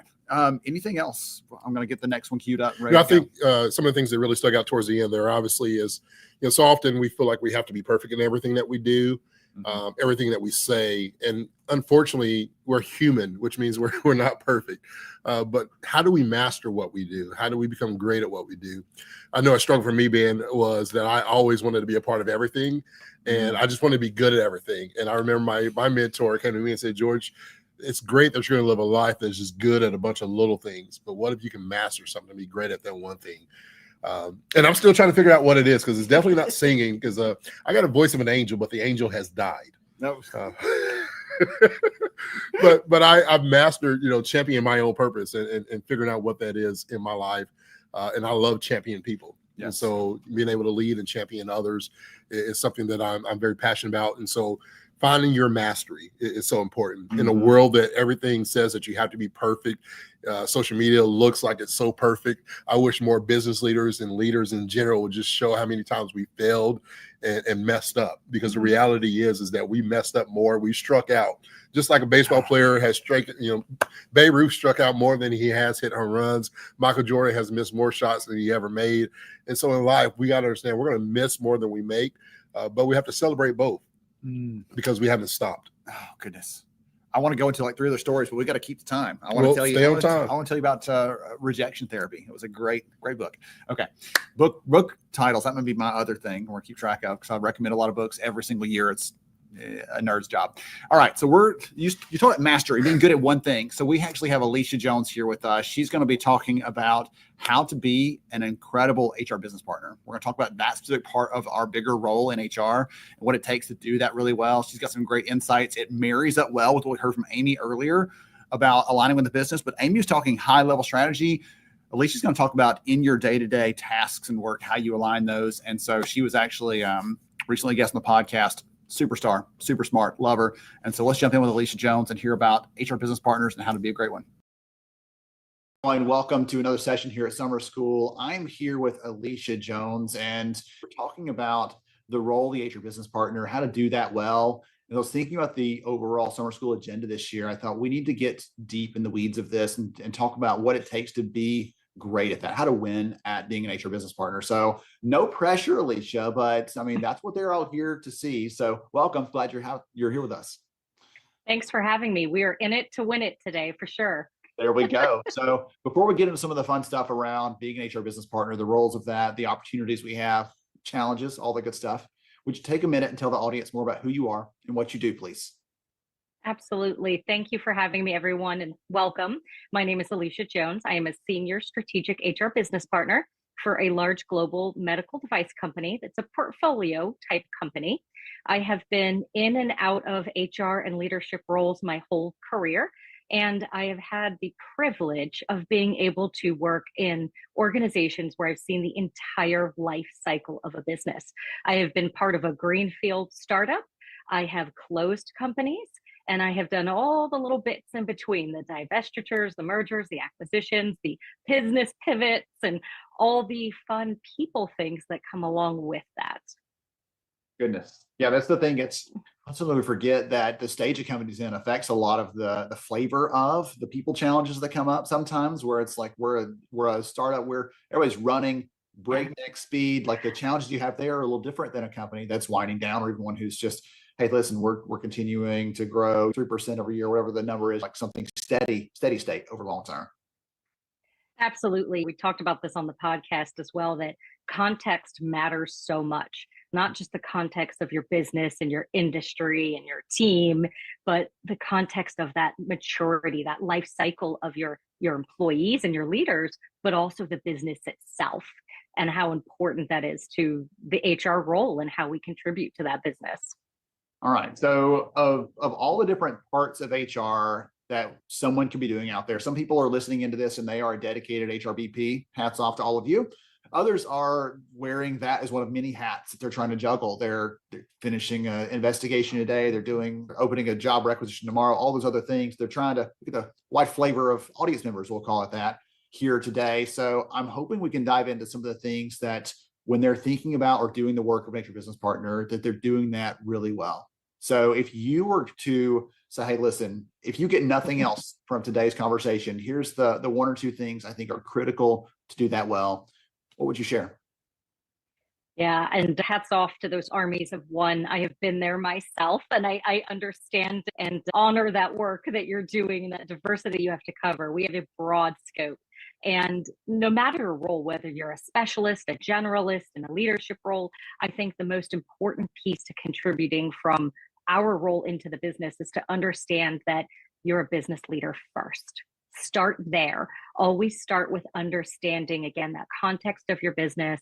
How does the business make money? What are those goals, the risks, the strategies, all of those pieces that will help you drive whatever piece of the business that you're in a much more productive way and really meaningful and impactful to help take that business where it needs to go from their people strategy perspective. Number one, give it this later first. If you're in a bigger company, that seems like this may be completely false, so correct me, but it feels like it may be easier because you've got leadership visibility in the news, there's earnings calls, there's all kinds of different things that you can use as signals for what might be important to the business and how you fit into that. In a smaller company, it's like, what is Joe thinking over there? Because I don't know what's going on in his head and I've got to figure that out. That may or may not be true, but talk about that a little bit, about how you get that awareness of it, because it's It's one thing to say you have to know these things to be great. And some people heard you say that, like, thanks, Alicia. Now I've got more work to do. How do I know those things? Yeah, and it's again back to the context piece. I've been in organizations with 12 people. I've been in organizations with 20,000 people, and it is really different in how you get information and how you do that. And from our seat, I actually think we're really uniquely positioned for this because HR tends to not be captured in some of the silos that you'll see sometimes in business, right? In either an operational role or a role that kind of gets a little bit in their chain and they get very focused on what's happening in their piece of the world. And in HR, we can see across the functions and often. And I think that's where our ability to build those relationships come into play, because the more that you understand both internally and externally the dynamics of that business, the better you're going to be. But a lot of that comes from those relationships, understanding this business leader and what are their specific goals and challenges, right? And then if you are leading across, you're not a specialist, but maybe a generalist, and you have a broader scope, then you can get a better view of how does it all fit together to find out where are the areas we can harmonize and maybe standardize for efficiency and make our people strategy more effective, but also then where we may have targeted specialty needs to serve. And that's an important piece, because we're also very likely, at least I haven't found a role yet where we have unlimited resources and money. If you find that, call me, because I have lots of fun ideas. Yeah, let me know. But we're all going to have limitations, right? Time, money, and even the capacity for the business to accept people change, right? There's going to be limitations. So if you understand the most impactful need that you can serve and make a meaningful contribution to, you're going to drive more value for that business overall.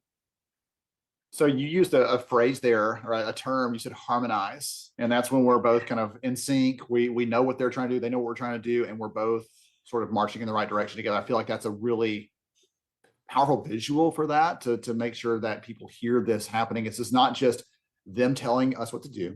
This is not just us saying, well, this is what HR does, take it or leave it. But how do we make sure that we're connected there? I think that's a really interesting picture to paint.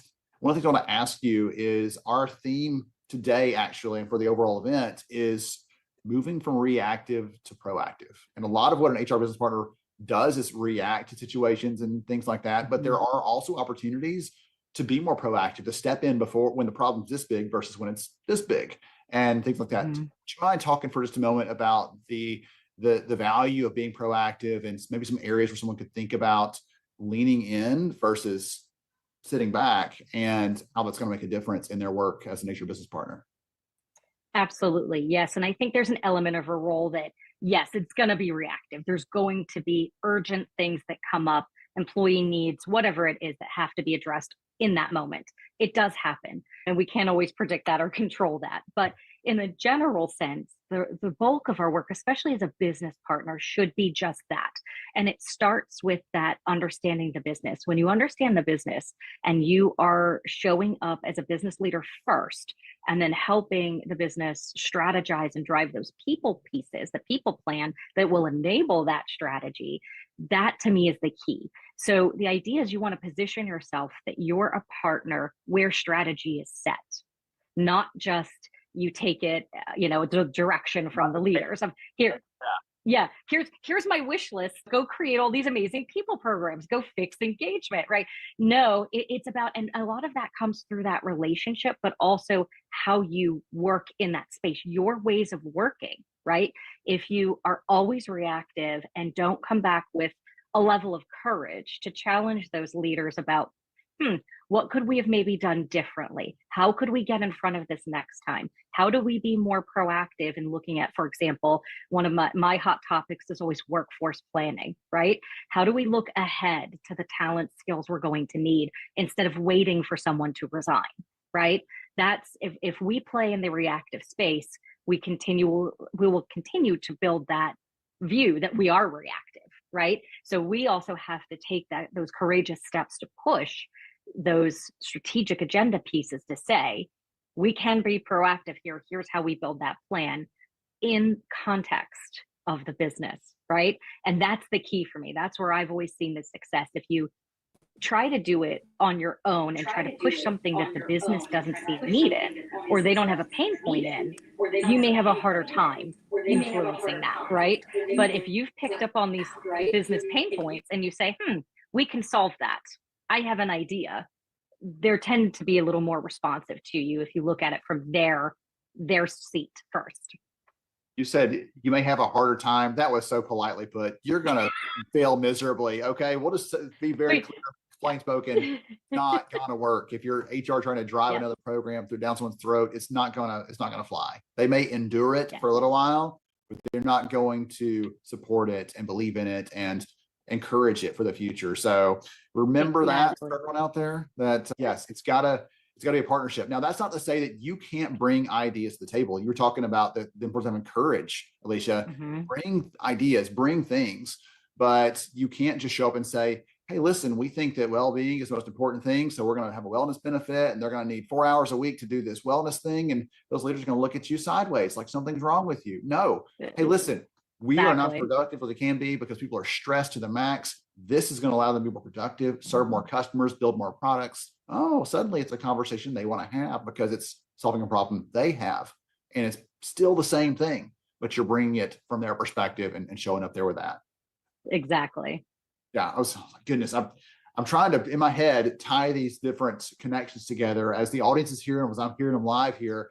I'm trying to tie these connections together because you talked about having courage, but to me, having some courage to speak up and to challenge someone or to bring an idea when I'm not sure how they're going to take it, that comes not from a position power, but from relationship power, knowing what you talked about in the very first thing.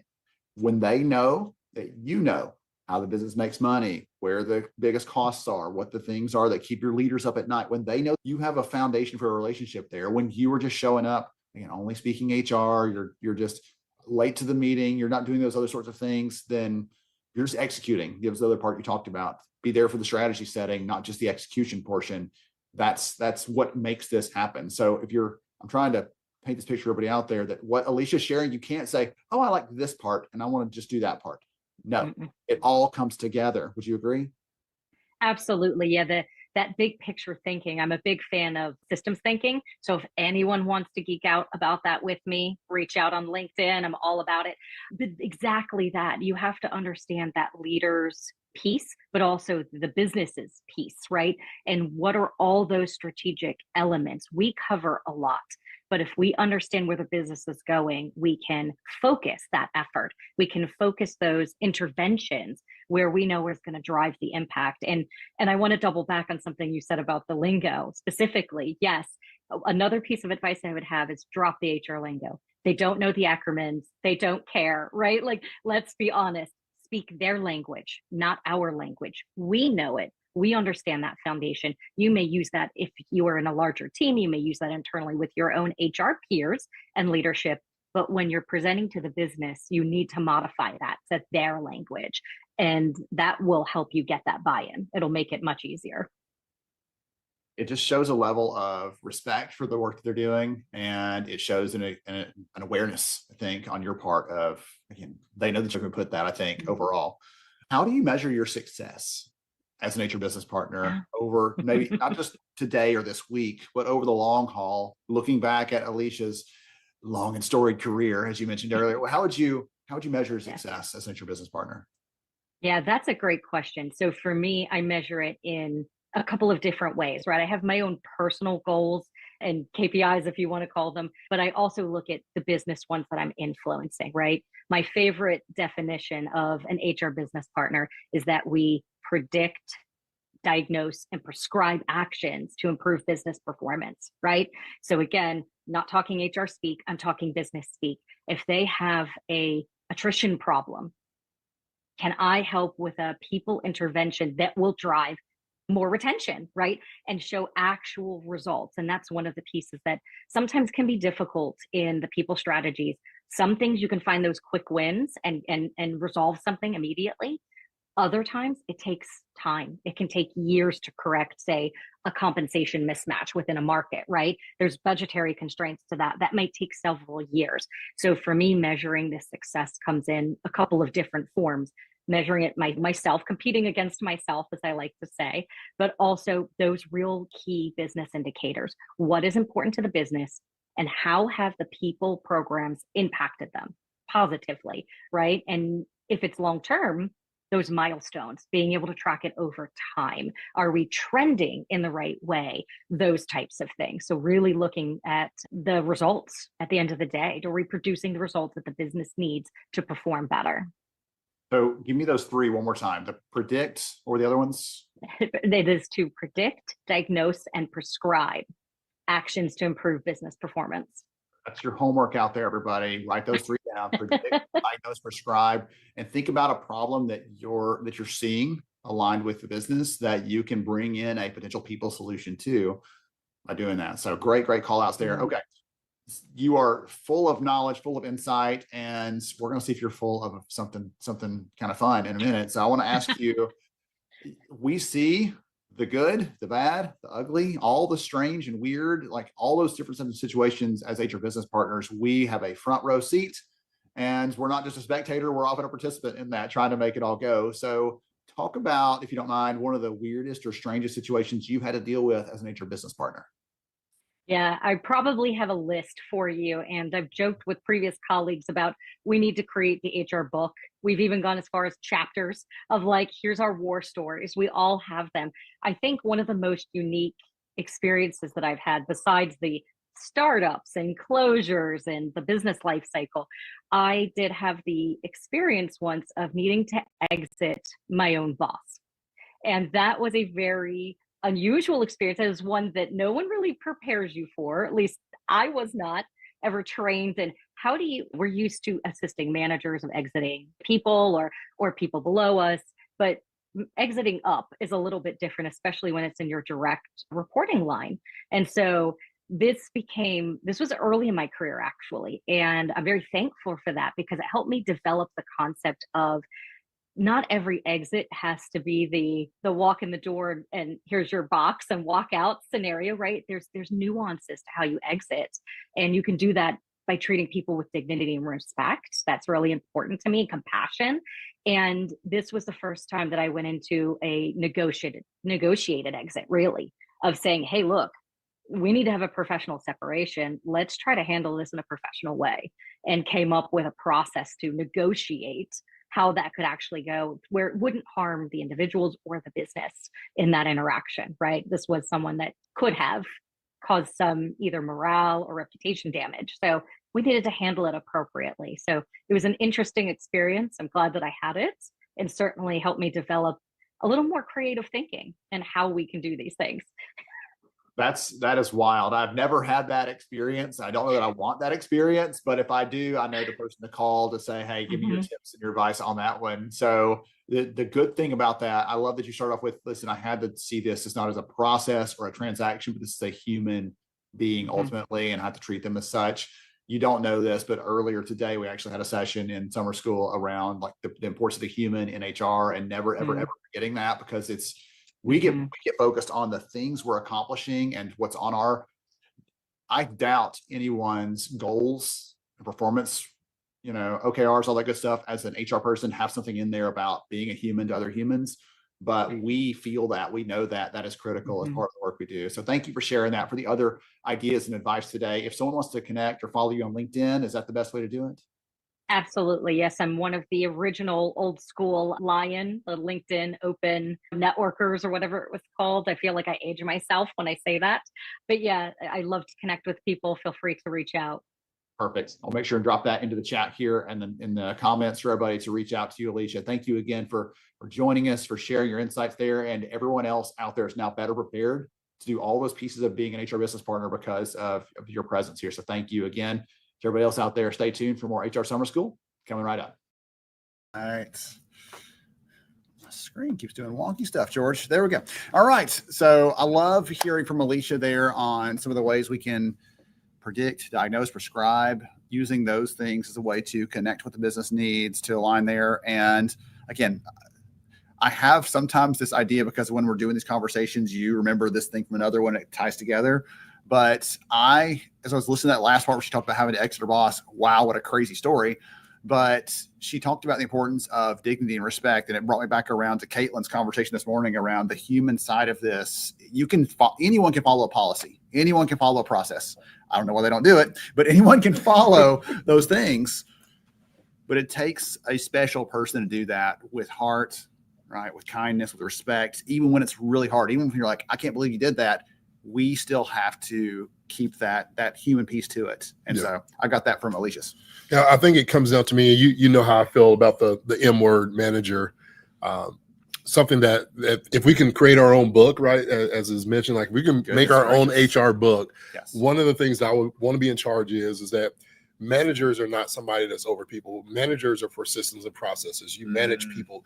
You can't manage people. You can lead people. You got to manage systems and process. You got to lead people.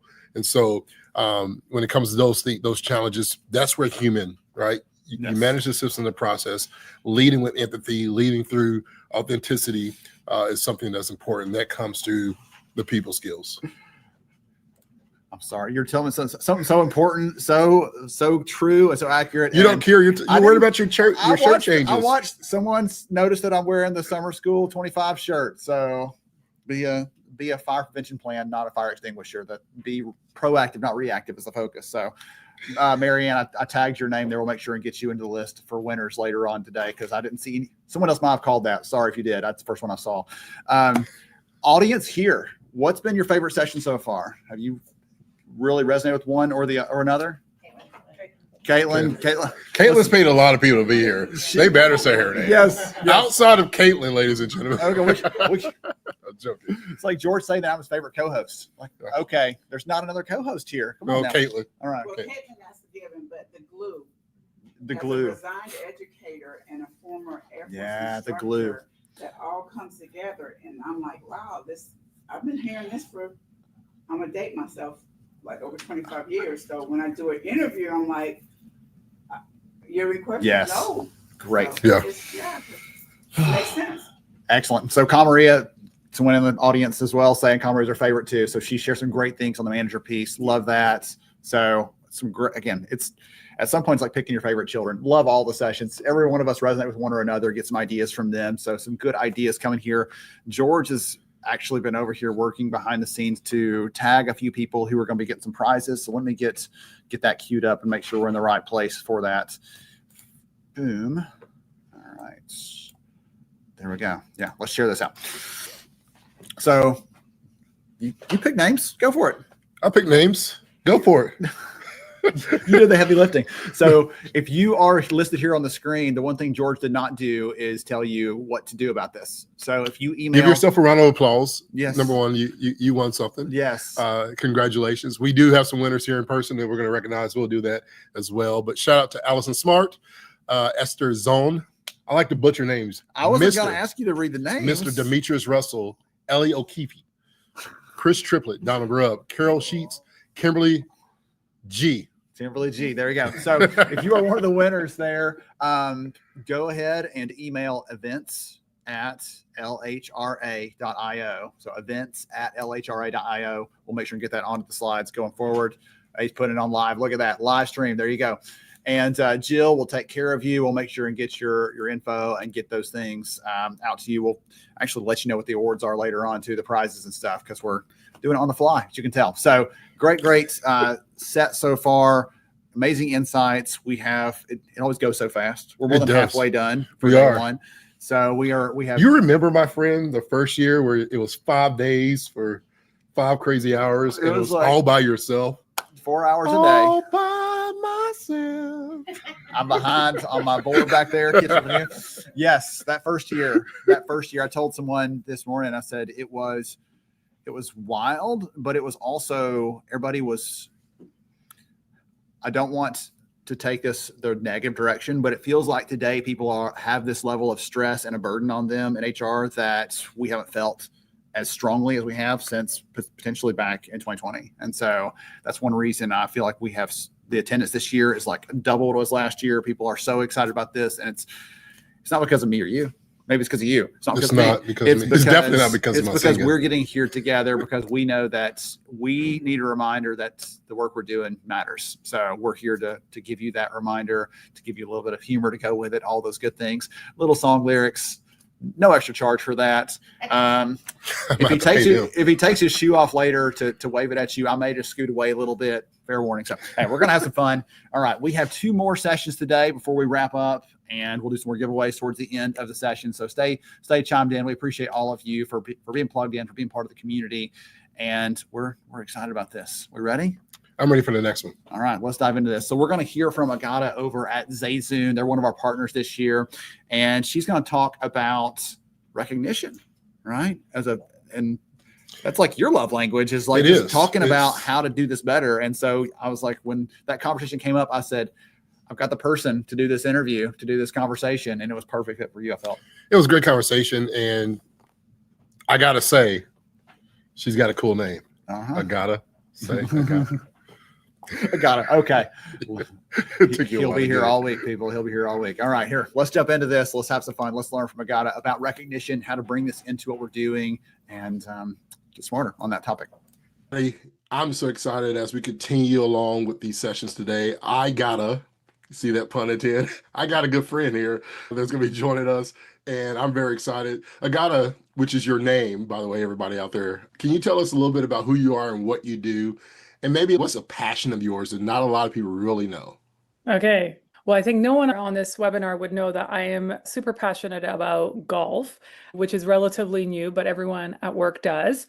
So a little bit about what I do. I've been leading HR functions for a couple of years now, or maybe a decade. I've been in HR for 2 decades. I have 2 degrees in HR, and so you will find that I nerd out on this stuff. But every company I've worked for has told me the same thing. I am the least HR person that they've ever met. And so what I've been fortunate to be doing now is I lead the people and culture function at a company called Zayzoon. We're a financial tech platform, really working in North America with SMBs to create connected workplaces for people like in deskless organizations, and having those employees have greater control around their financial wellness, recognition, confidence, and yeah, we're really excited to be here. Awesome. You mentioned the word culture, and I'm always interested. How do you define culture at Zayzoon, or even maybe just personally? How do you define that? When I think about it, I always say it's how I feel, believe, and then behave most of the time. Not all the time, but most of the time. What do you think about culture? It's funny because I actually trying to get, and this is live, I'm actually trying to get culture removed out of my title because I don't think culture is a single person's job. It is the summation of everyone that is in there and the past decisions that have been made in a company. Culture is always moving. Every time you add someone, anytime someone leaves, whether it's a leave or they've left the organization, anytime you make a radical decision, it is your values and every opportunity or missed opportunity you choose to use those principles. That's culture to me. And in my mind, I always say there's a score you can actually keep, right? Like you're like, our culture quality or our culture concentration is at X, and you can just subjectively make that number. And I use that as, is this decision going to add to the culture or subtract to the culture? So if you're someone that's looking at culture and trying to protect it or evolve it, I always think that's a really good mental game I play with myself. Yeah. And so when it comes to culture, like one of the culture ads or values that can be there is recognition. I know that's something that you're very passionate about talking about. Why do you think recognition, employee recognition is so important? Sure. I think the first thing you asked about culture, I think the second question to that would have been, what is engagement, right? Yeah. And I promise the engagement question relates to recognition. When you look at engagement, it's the motivation and intrinsic commitment someone has with an organization. And we sometimes look at employee and company relationships as like a balanced or non-balanced power dynamic. Frankly, like a job is a job at the end of the day. Our lives are full of different things. And a company should look at themselves as being fortunate to have an employee stopping there for some period of time to add value to your customers, to the organization in some format. And you want to keep people long enough because it takes a lot of time to train and all those things. So, but what is engagement? How do you get engagement? That's engagement when we talk about is what the company is getting. But when we flip that upside down and say, well, what would need to be true for employees to be engaged? That's where recognition shows up. And I'll talk about what I see as those things. None of this is Agata's made up stuff. There's tons of books. This is a blend of good work from Daniel Pink from back in the day, from Simon Sinek today. But I've kind of tried and tested this. Sorry, trusted this. I also trusted, but tested this. Tested and trusted. Trusted and tested, exactly, in my organizations. And people look for things. First of all, employees that join an organization want to do good work. I think that's like the one thing that we forget. People don't join companies to do bad work. And so when someone is struggling, it's around how do you refocus them or get them engaged in a different way. And that's a whole nother webinar. They also want to learn, right, and grow. They want to have the impact is both somewhat for them to learn and grow, but some of it, the impact is about purpose, right? People want to work in companies, they can get behind what they're doing. And they also want to be recognized and rewarded for that hard work.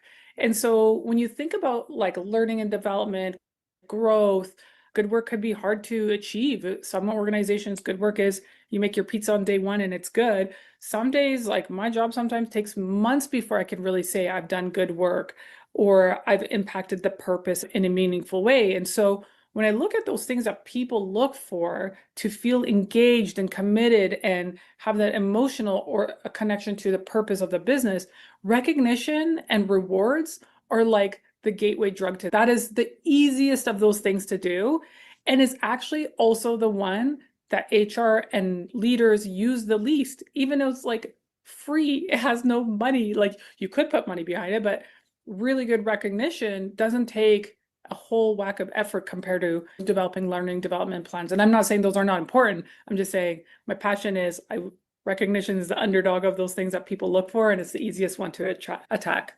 Yeah, I'm glad that you brought up engagement. I was actually going to follow up with some engagement questions after the recognition, but how we tie it all together, right? A lot of employers desire engaged employees. And as you said, all it takes sometimes is a little recognition, but understanding that Agata's recognition, language may look different than George's recognition language.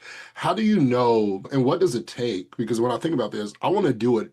I don't want to just do it just to do it, right?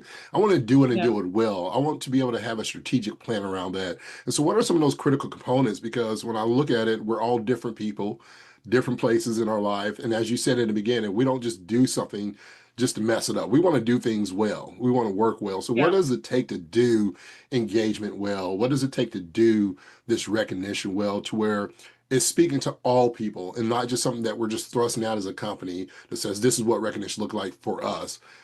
This is what recognition like for the company of individuals. Yeah. Okay, I'm going to spit out a bunch of things and I'll talk about them. But if you're writing notes, this is the time to write notes. One, decentralize this from day one. This should not be a top-down initiative. Two, be clear on the intent. Why do you care about recognition and bringing this into this organization? It may be a catalyst to, drive your concentration of culture up. It may be to reinvigorate some values. It may be to get your customer back at the center of what you do, whatever. Connect it to something. So clear content on why and connect it to values. I highly recommend everyone should know what the SBI model is. It's super simple: situation, behavior, impact. I can give you an example near the end. And transaction, right? Transactional recognition is super important. There is things that people do that you don't see that have such an immense impact if not done well. And think of the high volume face-paced companies like restaurants, gate agents, transit, like they're doing thousands of these things and they have a volume. Don't forget those individuals too. So if you're HR for one, or you're in a company that's 5,000 people, this doesn't have to be perfect. I think this is the one place the program doesn't have to be complicated or perfect, because it will never not work. I think in terms of, now I'll kind of go into each of those. I think peer-to-peer is probably the most important in recognition. That's when you will see the true engagement and the collaboration and the magic happen. you will need your managers and directors and whatever your organization structure to support, maybe at the beginning to get momentum. And they should also receive feedback or recognition. If they've done something great, and it's always beautiful when an employee calls out a manager or cross-functional manager. It's like, it shows that this isn't something that's being used to quote unquote elevate someone, or on the other side, weaponize, right? We don't want anyone to fear recognition as some sort of weaponization. And I think that's where businesses can go. That's why the clear intent on the why is important, because the last thing you want is, if you're in HR or you're a senior leader, you're like, well, last thing I need is the person that has 10 pieces of recognition to come to me and ask for a raise or for a promotion. It's that's not the intent, right? The recognition is really to be recognized for good work. Giving that recognition as soon as it's possible, that's great. And then the values, I think that this tracks where really well when you have that in line with what the company is trying to achieve. Values may not be the right ingredient for you. So if you are faced with a challenge or transformation in your business, you might have to just use that. So connect it to something. So otherwise it'll be, hey, good work there. That was great. Well, that's just literally just a lost opportunity to give someone something really great. And then the SBI model, or at minimum, be specific, right? Make the impact of doing the recognition is so that the person can feel, for it to feel personal and authentic, and really to avoid generic praise, good job, right? And it could be like, I'm just going to make up a name, Monica, hey, I saw you busting tables, and I noticed that you saw customers that didn't have water in their glasses without being asked or interrupted. You prioritize our customer because we care about prioritizing our customer.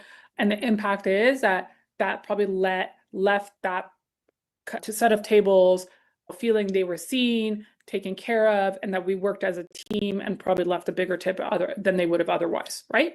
It's that simple. It's like, I was seen for something that I've done. And yeah, those are the components. I think the one thing that I always think about for every organization is like, just start working, just try anything. You don't have to get it right. The idea here is just get momentum. It will grow. You could track it, you don't have to track it, but it will grow. And yeah, I can talk more about, I'll let you ask me more questions. I'm just thinking, I'm going back now until 2015 George, 2018 George. I was an okay leader, just okay. But one of the things I learned is that I wanted to invest. I loved every one of my team members. I didn't like the word employees. They were on my team. I didn't like the word family because I don't like to fire my family. I don't even like to hire them, right? And so one of the things I learned, though, was when it came to recognition, people love that praise. And I realized in my leadership that even criticism, in a sense of how you bring it to the table, is something as well. And so I always thought that if praise was affirmation, criticism was investment. And so if praise is affirmation, people want that recognition. How do we then make constructive feed forward? I like to say feed forward instead of feed backwards. But how do we make that construction as an investment? Like, I care about you, even on the mistakes. I celebrated the failures. I wanted people to have risk-taking mindsets. I didn't want them to feel like every time they took a risk that was going to help our business, if it didn't happen well, then it was going to be a negative thing. So I wanted to celebrate the good, bad, and the ugly. How can I make you better so that this can be something we can do together? That was a great risk. I'm going to praise you through all those things. And so for me, I had to get that buy-in from our leaders, our managers, right? My partners, the C-suites, to understand the risk-taking, to be able to know our people. We had a lot of risk takers, and some of our tech nerds, they were not risk takers at all. They just wanted to do a good job and not mess any functions up. I say that because recognition and affirmation really resonates with employees. And I believe that really factors into the growth and the impact that a company can make. How might factors like timing, visibility, the message, how you speak, what you speak, how can that affect, and what's the impact on those things when it comes to recognition with employees? Yeah. I'll go back actually to your constructive feedback, because you could use the SBI model as well. In fact, I highly recommend it because it makes it clear what the impact of the failure was. And what I always tell people, you were saying, you used a different word, but I always tell people, if you stop getting constructive feedback, that's where you need to be worried, because it's a gift that people keep giving. But if you stop receiving it, that means someone stopped investing in seeing you be your highest potential.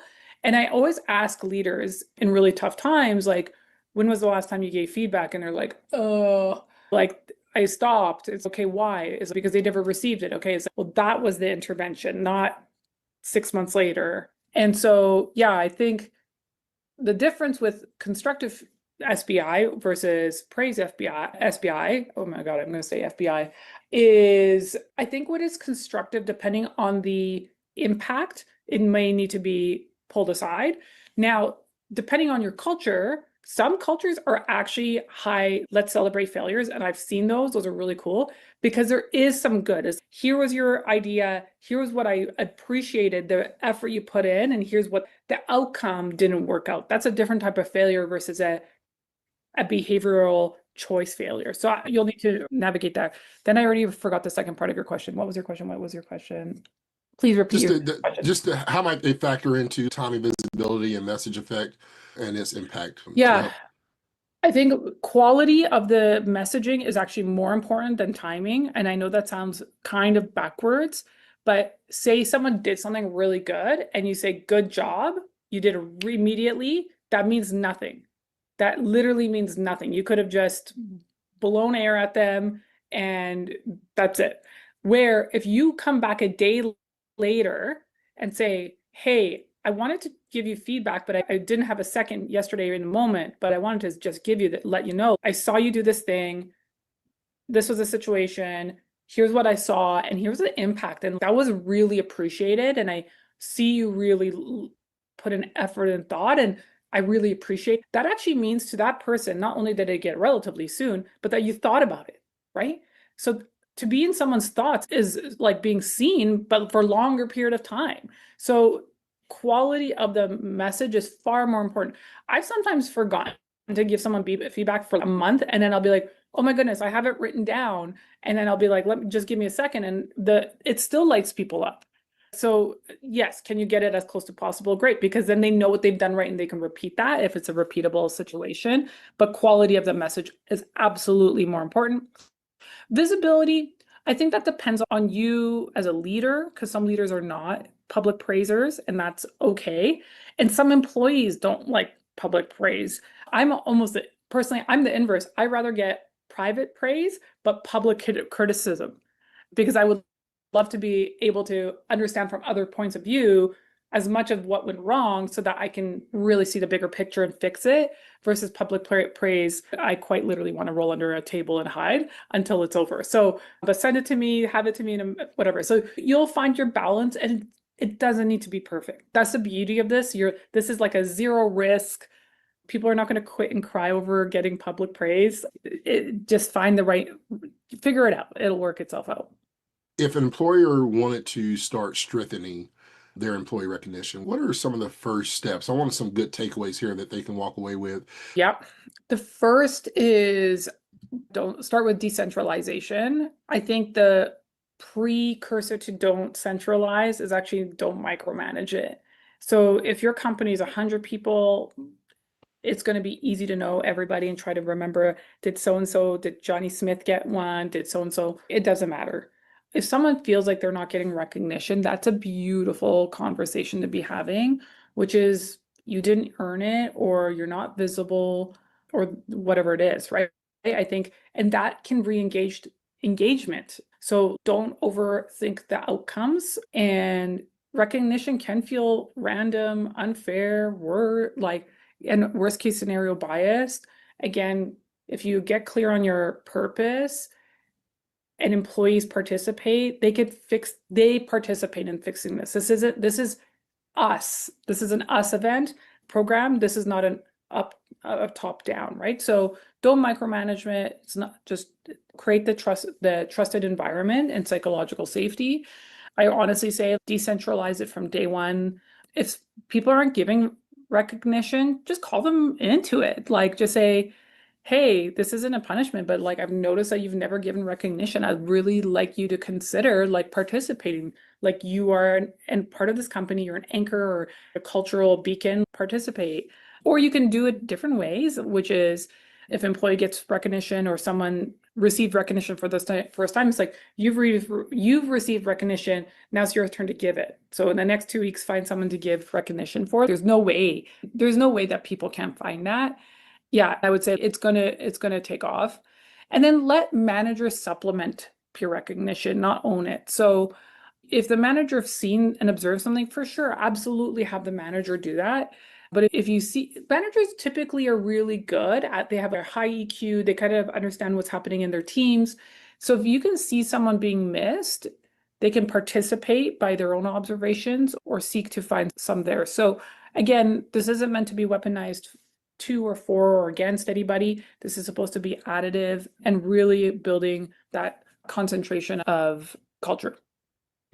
And how can our people, all these students out here and alumni is wanting to connect with you and hear more, learn more about you? Where can they connect with you? Yeah, I am on LinkedIn, literally my name, Agata Zasada. I'm at Zazen. You can follow us there. We post a lot about recognition. Recognition is area of passion of mine. I do have others, but we're really passionate about recognition. And we really think that it makes a huge impact. It's a low lift on HR and managers and employees alike. So it's an opportunity to really help businesses thrive. So yeah, that's where Awesome. you can find me. That's incredible. I appreciate it so much, Agata. Man, the screen does not want to play with us today. All right. So great insights there. I left Jeff's comment up because that one probably freaked most of us out when he said that, I think. It's not quite as bad. I wrote about a company, George, in the new payroll promise book about the company that debited my bank account with payroll when I turned in my notice because they were mad.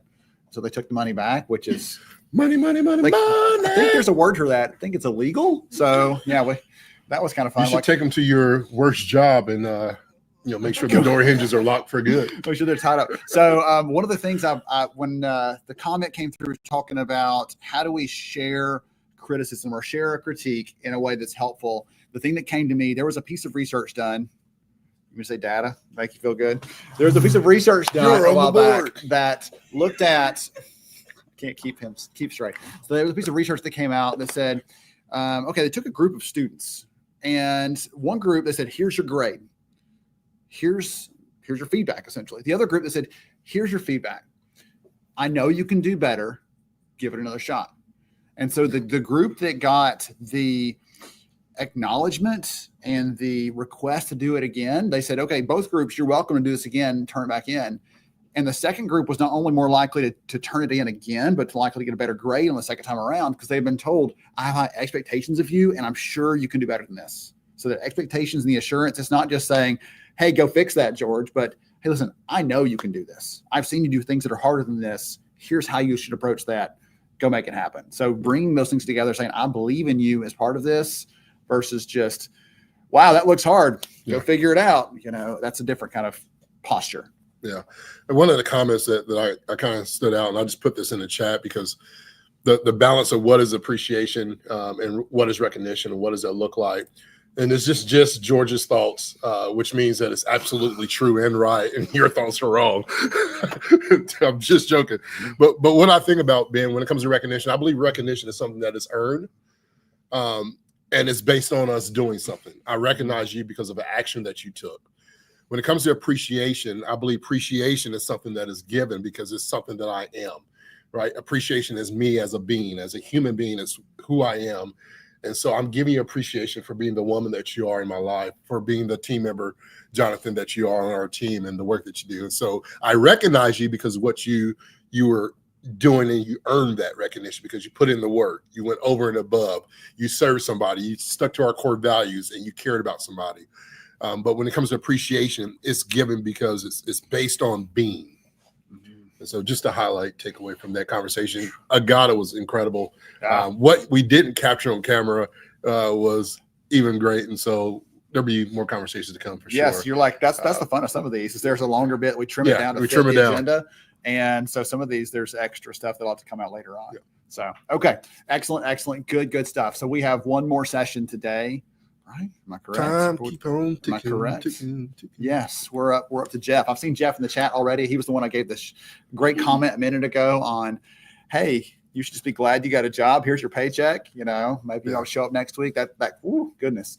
Some of you have managers like that in your business right now. Like, you should be just lucky to have a job. And yeah, that's a tough place to be, because we got to educate them on that's not very motivating. It's not very encouraging to tell someone that. So we're going to hear from Jeff. This big theme today and of the overall event is HR has to be more proactive. And I know that you hear me say that and you think that just means more work for us. But in some cases, we're planning ahead. That means less work, less responding to hard stuff, less dealing with something when it's a raging inferno. Dumpster fire came up a couple of times, I think, today in the conversation. Less dumpster fires. I want to put it out when it's a little trash can fire. I want to take care of it when it's small. So we're going to get into this. I'm so excited to hear from Jeff. It's going to be a fun conversation. And I need to stop talking and actually do the stuff to get this ready to go. All right. Let's hear from Jeff for our last session of the day. We'll wrap up. We'll do some more giveaways. We'll tell you what you can expect tomorrow. And fun stuff ahead. Here we go. Excited about this conversation. I want to introduce everybody. If you don't know him, he's been a part of the chat. He's been a part of HR Summer School before. And this year, Jeff, you're here with us, man, and you have so much wisdom. I'm excited. We've been on a couple of cruise conferences together, and so we've had some good conversations there as well. But if you don't mind, Jeff, just kind of introducing yourself, who you are, what you do, where you're going. You bet. Well, first of all, I'm excited about this as well. Yeah, the last time I saw you was actually on a cruise ship, but as we'll agree to, George, everything that happened on that cruise ship stays on that cruise ship. So that's the general rule. But again, I'm really happy to be here. I love the work that you and Ben are doing. So my name is Jeff Palkowski. I'm actually from Wisconsin. And last time I saw you, I was 10 days away from retirement for my day job. So I'm actually a recently retired HR professional, recovering, if you will. But I'm filling that time by doing a lot of volunteer work still in the HR space. And I'm currently serving as the state director for Wisconsin State Council SHRM. And I'm actually busier now than I was in my day job, believe it or not. I still love HR, but now it's a matter of doing what's my passion versus what was told to do. So it's been an exciting time. And again, I'm happy to chat with you today. Awesome. Well, I want to dive right into this because there's a lot of things that I love that you do, a lot of these conversations that you're having on proactive versus reactive. And so I want to dive into this proactive problem solving with the start of a post that you made that really got Ben's ears buzzing, got me buzzing about this. But you made a quote, and I want you to speak on this and what it means to you. And we'll just start this conversation off with this quote. You made a post that said, "I'm just an HR pro on a quest to prove that HR can be more than a fire extinguisher." Speak on that, what it means and why you're so passionate about it. Well, it's been amazing how that phrase, and it started with a blog maybe 3 years ago, and it's taken off since then. As you mentioned, I talked about it with Ben on his podcast and several others as well. Really where it came from is, and you and I have both heard this, how many times do you ask someone, hey, what do you do, or what's going on? I'm putting out fires. That's the common response. Well, what does that really mean? And it really means I'm reacting to the problem of the day, or basically I'm waiting by that phone for that next issue that an employee is going to bring up. And I thought about it, I'm like, yeah, that's part of HR. That's part of what we do. It's kind of part of what we sign up for. But really, we're more than a fire extinguisher. And so what I did was actually, I thought I could learn a lot about myself and as HR in general by looking at a fire extinguisher. And I'm like, okay, what is the fire extinguisher and what can I learn about it? And so there were 5 things that I looked at as far as characteristics, and looked at how we can be more proactive as HR professionals by learning from that. So number 1, a fire extinguisher is visible. I mean, if you need it, chances are you know where it is. It's in that big box. It's red. It's like you know where it is. Same thing with HR. We need to be visible to our employees. People know where we are. But it's one thing to be visible, but the second thing is you need to be accessible. I mean, it's just like that fire extinguisher. If you get to that case and it's locked, it doesn't help you very much, right? Just like reaching out to HR, they don't answer. If they're not responsive, they're not accessible, they're not helpful. So again, it's another way to be proactive and to be there for your employees. The third thing is you want that fire extinguisher to be reliable. Again, your stove is on fire. You want to put that thing out. You want to make sure that every time you grab it, it's going to put that fire out. And people have that same expectations about HR, that when they reach out to us, chances are they're not reaching out to us to say, hey, how's your day going? It's like, I'm I didn't get paid. It's something urgent, and they want a reliable response. And the best way to lose credibility, lose trust is to not be reliable or consistent. So that's the third area. Number four, a fire extinguisher is purposeful. And what I mean by that is if you've got a small kitchen fire or something, yeah, that fire extinguisher will work great. You got a California wildfire or something, you might as well just throw it away. It's like you can't do everything. And that's the same with HR. We try to be all things to all people. And we're normally that first call, but we can't do everything. And we have to realize where our lanes are and when we need professional help. Maybe it's an employment attorney, another professional. So just knowing what our role is so we can be effective. And finally, probably the most important and the one that I think I and many others forget to do is many fire extinguishers, they have like a date on them and they're rechargeable. So it's like they're good till this date. Well, in HR, how often are we recharging ourselves? We're spending so much time helping everyone else, solving their problems that oftentimes we forget sometimes. HR, we're employees as well. And sometimes we're the last ones to remember that. And so I just think it's so important to recharge when you need to so we can be more effective. So again, a simple concept of looking at a fire extinguisher, and I never realized how much I could learn just from that, making that comparison. And that's kind of where things went. Man, that's so much there. I'm like, just on the fact alone, I just want to stay on this last part, right? Because Yeah. we talk about this. One of the things that we do here at HR Sermon Schools, we want to inspire people. And that constant reminder, right? I always say when I speak into this space is that I love HR professions because they're literally torn between two lovers, right? C-suite and people think they do too much for the employees think they're all just for the company. And here they are, an employee themselves. And so we have to really, as you say, check in with ourselves. And make sure that we're ready and prepared and functional when we're needed. That is so true. So I appreciate you sharing that, Jeff, with us today because that's so crucial. Well, that's an talk about excellent this. point. Like you said, HR summer school. I mean, when I attended last year, I left that recharged. It was just the chat that was going on, hearing from the speakers and being able to do that. Meanwhile, in the back of my mind, I'm like watching my email box kind of fill up like that. But it's like it's being intentional, and I think that's what you have to do to recharge. It's like I need to put that on hold. It will be there when I get back, but then do things like HR summer school or other things that will recharge you. And everyone's different. Sometimes it's taking a walk over the lunch hour recharges you, but whatever that is, learn what it is. And again, I think it's important just to be intentional. And if you need to put it on your calendar, put it on your calendar. Yeah. Check in with yourself so you don't have to check out eventually. Exactly. Yeah. When it comes to a lot of these ideas, Jeff, especially the proactive, reactive, I think about things that are needed in that scope, especially with HR leaders, with employees.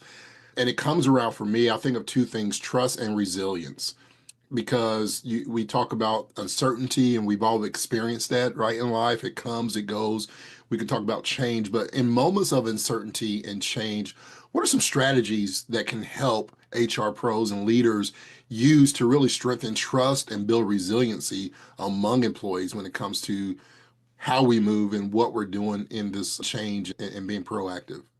Well, I'll separate the two because they're both important, but I'll start off with trust because I think of every new HR role that I stepped into, trust was the number one thing I needed to build. And I'll just think of my most recent role. I stepped into a situation where maybe the best HR service wasn't there, and I felt that every new interaction I had, I felt like I had to build trust with that employee or that manager. And literally, it took probably a year and a half to where I felt, okay, now I think I feel trusted. And I think that's the number one thing. Because again, our employees, our managers, our C-suite, everybody depends on human resources for a different reason. And it's a matter of building that trust. And I think the only way I think you can build a trust is to have the interactions, have open communication, prove your worth. And I think that's a big part of it. So once you have the trust, to me, that's the foundation that everything else is built on. Now, the resiliency, yeah, I mean, that's a tough one because again, we want to be proactive, but we're also so reactive to the things that are beyond our control. Some of them are internal, things that are going on that are unexpected, but a lot of them are external. I mean, let's just think back 5 years. I mean, how many of you had worldwide pandemic on your bingo card? I know I didn't, and that upended everyone's world, but really HR, it was that time where people were looking to HR to step up like, how do we manage this? How do we manage a remote workforce? How do we manage leave time? All of this. And it was a time where, yeah, resiliency was needed. Otherwise, we weren't going to be effective. So a big part of it is just getting back to what we talked to, it's like, first of all, I need to make sure I'm taking care of myself first. And I think back of that time post-pandemic where, yeah, there were days where I felt exhausted. And again, working at home was a whole new environment, but now all of a sudden you're not leaving the workplace and your 8-hour day now became a 12-hour day. And I tell you, resiliency was touch and go on some of those days. So really it's just a matter of sitting back, taking a breath, understanding what your limitations are as well and how much you can give, because you can only give so much. And I think you have to realize where that breaking point is. So again, I think for each individual, it's as you're helping others, always remember to, as you put it, check in on yourself as well. And I think that's a big part of resiliency, is understanding where those points are. So as you feel like you're getting to that breaking point, that you take that step back and do what you need to, whether it's to recharge or refocus. And again, a lot of it is the unexpected. I mean, I just think about this last year, things that I hadn't planned for, reductions in force, or I unfortunately had a situation, we had a number of employee deaths, and that impacts your workforce in so many different ways. I mean, both internally, dealing with the families, dealing with your employees that are grieving. Again, things that you hope to be prepared for, but again, you never know when they're going to come. So that is a situation where, yes, I need to react. I need to be resilient. I need to be there for my employees. Yeah. Yeah. So you brought up the bingo card with the pandemic, and it made me think, what are some ways that we can identify early signs of disengagement, and whether it's well-being concerns, or what steps Sure. effectively as leaders where we're trying to identify some of these early signs of that? Well, and some of them are pretty obvious. And again, probably the one I'm most guilty of is the physical signs. I mean, when you're just not feeling, you're having that same migraine headache every day, or you're losing sleep. I mean, so a lot of it is, I think, just checking on yourself physically. And again, it may be work related, it may not. But again, it's obviously that should be number one. I mean, your health should be number one, to make sure that you're taking care of yourself in that way. But then there's other signs that can come up as well, as just you're finding maybe interactions aren't going as well as they have in the past. Maybe your communication has changed. You're being shorter. You're having less patience and things like that. So I think that's another one that it's hard. Sometimes you're the last person to recognize it. But if you find that all of a sudden employees that you've dealt with before, all of a sudden that those interactions aren't going as well, rather than looking at the employee, I would first take a look at yourself, and chances are maybe you're approaching things differently. Maybe you're not being as empathetic as you should be. So, I mean, I think those are just a couple of things that I think you look at. And then certainly feedback. Hopefully you have a good relationship with your supervisor, good relationship with coworkers, and hopefully they may come to you and just say, "Hey, George, are you all right? I mean, I'm noticing something." And it's like, you need to have those people that are watching, and then being there for them as well. And I just think I think having that strong network, whether it's internally or in some cases externally, whoever your network is. And I like to check in on people, like I know people all over the place, and I just like to check, hey, how you doing? And not just fine. I want to hear what the good, the bad, and the ugly. And I think having those people on speed dial and available is just another way to make sure that you're all checking in on each other and making sure everything's going well. Yeah, I think about what it means to have that human-centered leadership, that human-centered culture within the workplace where we understand what it means. And maybe this is something that let's talk about this. Sure. What does it mean to put people at the center of an HR strategy, in a sense of how can leaders create processes that really reflect this principle of human-centered leadership, where we understand that the business is the business and it's created to make profit, but in the midst of that profit are the people. And so what does it mean to put people at the center of the HR strategy, and how can we as leaders create that process that reflects that principle? Because when we have that trust, right, that we want to have, people want to know that you're invested in them, that you care about them more than you care about the overall goal of profit. Like, we're taking care of our people.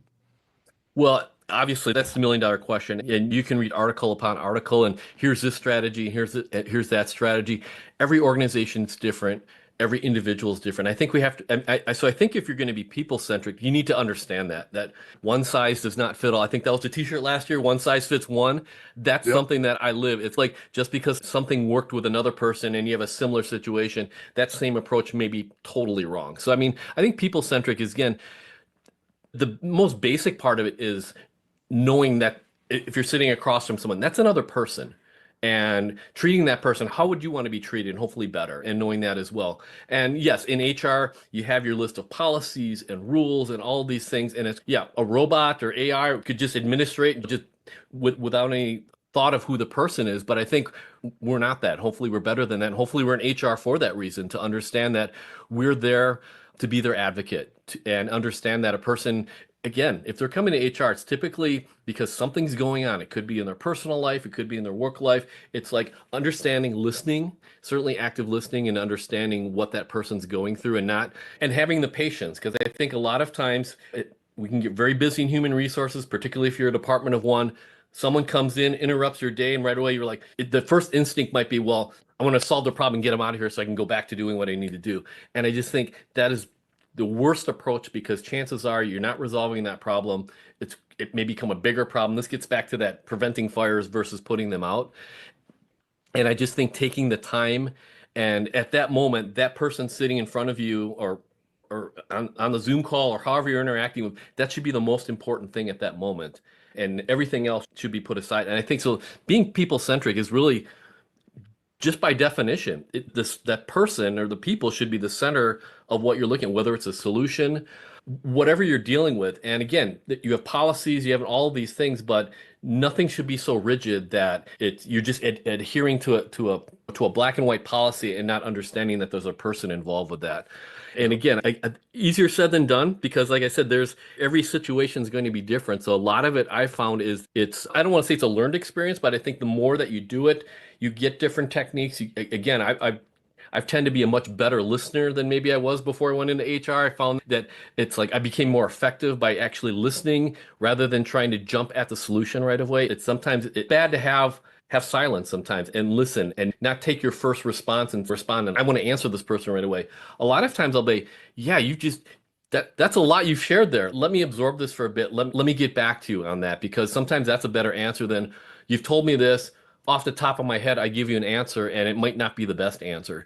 So again, I think by being people-centric is just understanding it's a human being, they're messy, we're messy, and it's just by having that communication, that's probably the best way to remember that to be people-centric is basically that's should be the most important part of your job. And as I've heard some people say, if the people are not the center of your HR world, then maybe you need to find another profession. I mean, quite frankly. Yeah. As we wrap up here, these next couple points, I want to recently retired, so I got to ask this question.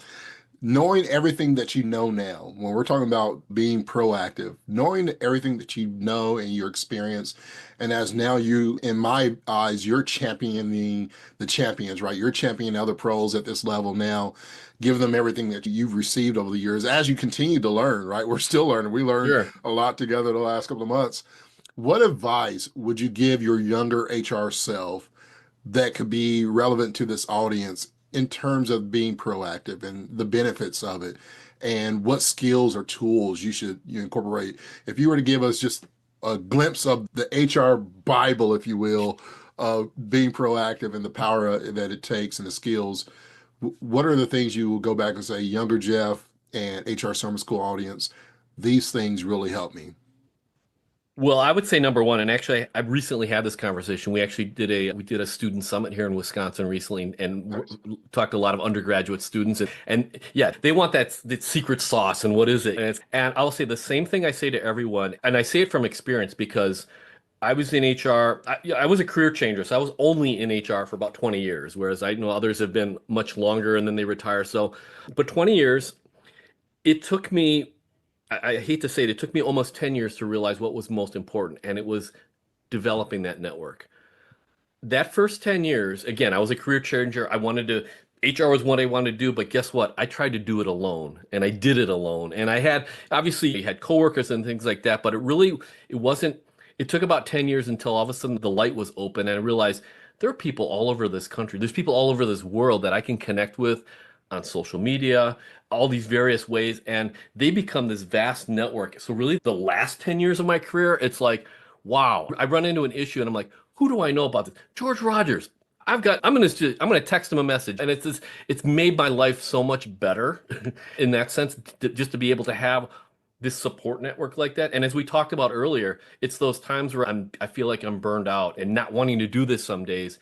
Who can I reach out to? Who's been through something like that? So I tell young people that start early. And like we talk a lot about LinkedIn, and I'm like, LinkedIn shouldn't be the place you go when I want to get a job and you put everything out there and you get your job and then you let it go. And then 5 years later, you're looking for another job. I'll go back to LinkedIn. It's like, no, I'm on social media daily. And it's really, I don't post as some people say I post too much, but I don't think I post that much. I do a lot more watching because I want to see what people and then commenting and supporting and championing for them.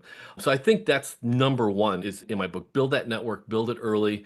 There's people that I've connected with years ago that all of a sudden they'll come out like when I retired. I mean, people came out of the people that I managed like 20 years ago that I hadn't heard from and wouldn't be able to do that without social media. So again, that's number one. Number two is if you don't like learning, if you don't like learning on a daily basis, again, HR is probably not the right place to be. So I always tell people you need to have that open mind and learn something every day. And again, how do I do that? Again, sometimes it's going out on social media, it's listening to podcasts, it's reading books, it's just being constant learning because I get something from everything that I either listen to or I read. And so again, I encourage young people to do that. They think they get out of school or they get their again, I'm done, I can put the books away. I'm like, no, you're just getting started because laws are changing on a daily basis and policies and everything. And you need to be up on that if you're going to be successful. So that's the other thing as well. Just basically absorb yourself, be a sponge as much as you can. And like to your point, yeah, I'm not working a day-to-day job now, but I'm still learning because I'm trying to be that person that's helping to share, be that Jedi or whatever, sharing with all the people out there and passing on those things. And here, learn from my mistakes. And by doing so, I'm constantly trying to learn new things. And just like the questions you had today, it's made me think back to, yeah, here's some more things that I think I need to think about because I do get asked a lot of questions about, well, I'm just getting started. What's the first thing you would want me to do? And so, yeah, I tell them, just like I shared with you, build your network, learn, and then just I guess the other thing I just say too is be open. I mean, when people say they work in HR, that can mean so many different things to so many different people. And some people are really focused on, I want to work in this specific area of HR. I'm like, well, that's great, but you're limiting yourself in so many ways. Have an open mind because what I found early on, I dabbled in a lot of different areas, and I quickly found I really like this and I don't like this, and and eventually you focus on, and I really ended up with my focus for the most of my career was actually in employee relations because that was that people part of it. And it was doing a lot of the things that most of my other HR coworkers didn't want to do, the performance management, the discipline, and things like that that are messy. But I enjoyed that because that was the most interactive part of HR I felt. So again, I think to be open, leave your options open and basically find your passion. I think once you find your passion, it sounds rose colored, but I'm just like, if you find your passion, your days are so much better and you'll be so much more fulfilled in your role that's what you need to do. Find what you enjoy and just do it best. Awesome. Well, Jeff, my friend, we can continue to talk over for periods of time. I appreciate your time. Thank you for your time and investment in the HR profession and what you're continuing to do. We're going to throw his information in the chat. You can connect with him on LinkedIn, Facebook. I know he's on Facebook as well, but we'll love to continue that conversation. Jeff, thank you so much, sir. Yep, and thank you, to you and Ben for all you do. This is great. I can't wait to see what else we have going here in HR Summer School. I'm really excited about it. We're excited about it too. If you can't tell, goodness, I'm so excited. I just can't. So goodness gracious, man. I realize I'm the detention teacher. I'm the teacher for all the class clowns and misunderstood kids. They're not bad. They're just misunderstood. You know what? That's what one of the comments a minute ago said. Listen, like the job is what you do. It's not who you are, right? Yeah. We're all human. If you mess up something, guess what? That makes you over 5 years old. Okay. That's good. Yes. And sometimes more often than others. So great conversations so far. It's been an incredible first day of HR Summer School. Hard to believe we're already at our time. So in just a moment, we're going to give our sponsors a shout out. We're going to do a couple giveaways. But as I was listening to that session, I actually said it to our studio audience here live in Huntsville, because I said, it's wild because it sounds like Jeff and Caitlin got together to bracket the day, and they were comparing notes on how do we make sure we cover this. They did not do that. Okay. They didn't even know the other one was talking on that topic. And to see those come together, it's reinforces for me community critical, making sure that you're in a good place. You can't serve someone else if your cup is empty. So make sure your cup is full. Do what you've got to do to make that happen. Any other big takeaways for you? You know, I'm just excited. But every year, I'm here for the chats. I'm here to see all our new people join the chat and realize, you know, one of the best things about this event is the community, that unity aspect, because we're not alone. And there's so many of us out there that are doing the same thing, that are struggling. Some of us have figured out, you know, how to get out of that struggle. But we all are meant to go through the storm. Everybody wants the rose, but we got to be thankful for the thorns. So, you know, it's important that we understand that, you know, we're here together, we're stronger together, we win together, we never lose alone. It's so important. So I'm thrilled for what I know is about to happen tomorrow, and how it builds. And then, you know, I don't look forward to Friday because that's the last day, and other songs start coming to my mind where it's so hard to say goodbye. I thought you were going, school's out for summer. There we go. Oh, Ben just opened up a song. There we go. All right. That was the one. Let's not do that again. That was the one and only that you get from me. So I hope you enjoyed it, or you were horrified, and either way, you're done. So, all right, let's do our quick shout out. So again, thank you again to our incredible sponsors. We heard from iSolve today. Amy shared with us how to be strategic in HR. Some great insights there. I got it from Zayzoon and George. Goodness, they were in the playground of recognition, how to use this as a tool to connect with people. Some really great insights there. We threw up the logo here for our friends at Vervic who are hosting us here at our live session. So we appreciate them for making this possible to connect and see some of our amazing HR Summer School students in person here. Tomorrow we'll have to do a quick poll of the audience and see who's freshmen, who's sophomores, and so on down the list. I told someone yesterday we're now in like Harry Potter worlds. We have 5th years and 6th years. We're not in the normal education system anymore. So we've gone beyond that. So congratulations and thank you to our sponsors. Let's go back to our other slide here, and I'll give some things away. So there we go. All right. So our winners here. Now you actually know how to connect with us, how to reach out to us about these. So reach out to Jill at events@lhra.io. The address is there on the screen. If you forget it, take a screenshot. That's easy. And we're going to give away 2 different batches of things today. We'll be doing this every single day. So we have other stuff to give. Tomorrow we're going to have some fun things, some things that George is actually leading on. I don't want to spoil it for you, but some special things that very exclusive access. We have only a handful of those given away. And so George is going to be giving some of his very valuable time, and other things coming as well. Any closing thoughts before we wrap up the day? Oh, takeaways. I was afraid to say anything because I was going to slip up about the very exciting things that you're excited about tomorrow that I'm going to be doing. Yeah. Key takeaways. You know, I think from start to beginning with Caitlin to Amy, of course, those two, I would love to get those two together in person. And the joy, the laughter, the fun, the spontaneous, I think will be incredible. All the way to ending with Jeff as well. And Agata was incredible. Alicia, naming all the people that we heard today. I think, you know, every day, every year that we do this, I always try to look for keywords in the chat that is so repetitive. That's like, what's the theme of today? Yeah. And I feel like that thing is, for me, is just a reminder of who we are. And I'm going back with the acronym that first started it. We are people that just love what we do. Sometimes we don't love who we deal with, but we love what we do. We truly do love, you know, who we get to deal with. And I think it's important to remember that, because we've seen it so much. Is there's so many people knocking at the door of burnout. There's so many people that are struggling with mental and emotional health within the workplace. And I think it's important to just remember why we started what we did. And many of us, like myself, when I'm asked, how did I get into this space? I always say HR stands for Hostage Rogers, because you held me hostage. But I didn't dream of this. I know you're one of 3% of people who have this dream of being in HR, and there's no pun intended, that's the truth.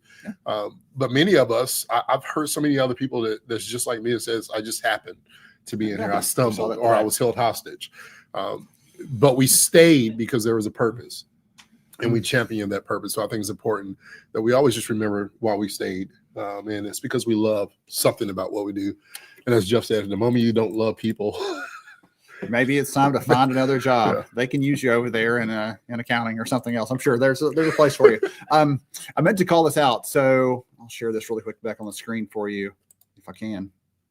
So if you take the time this afternoon, this evening, tomorrow morning, think through what you learned today, share on LinkedIn. We'd love to give you a kudos. We're looking at those kind of people to give them a shout out or give them a prize or something else. So share what you're learning. It's not only for you, but this, as we heard from Caitlin this morning, this is about connecting with others, sharing, lifting them up. Rising tide lifts all ships, and that includes in our space. So take the time to share those things out. And I think that's it for today. Goodness, tomorrow, same time, same bat channel. We'll be right here with you. Looking forward to it. It'll be a fun experience, new speakers, new content, new ideas, but all driving towards let's find that joy we have in doing this work. And just a reminder that we're all in this together. So thank you all, and we'll see you again tomorrow.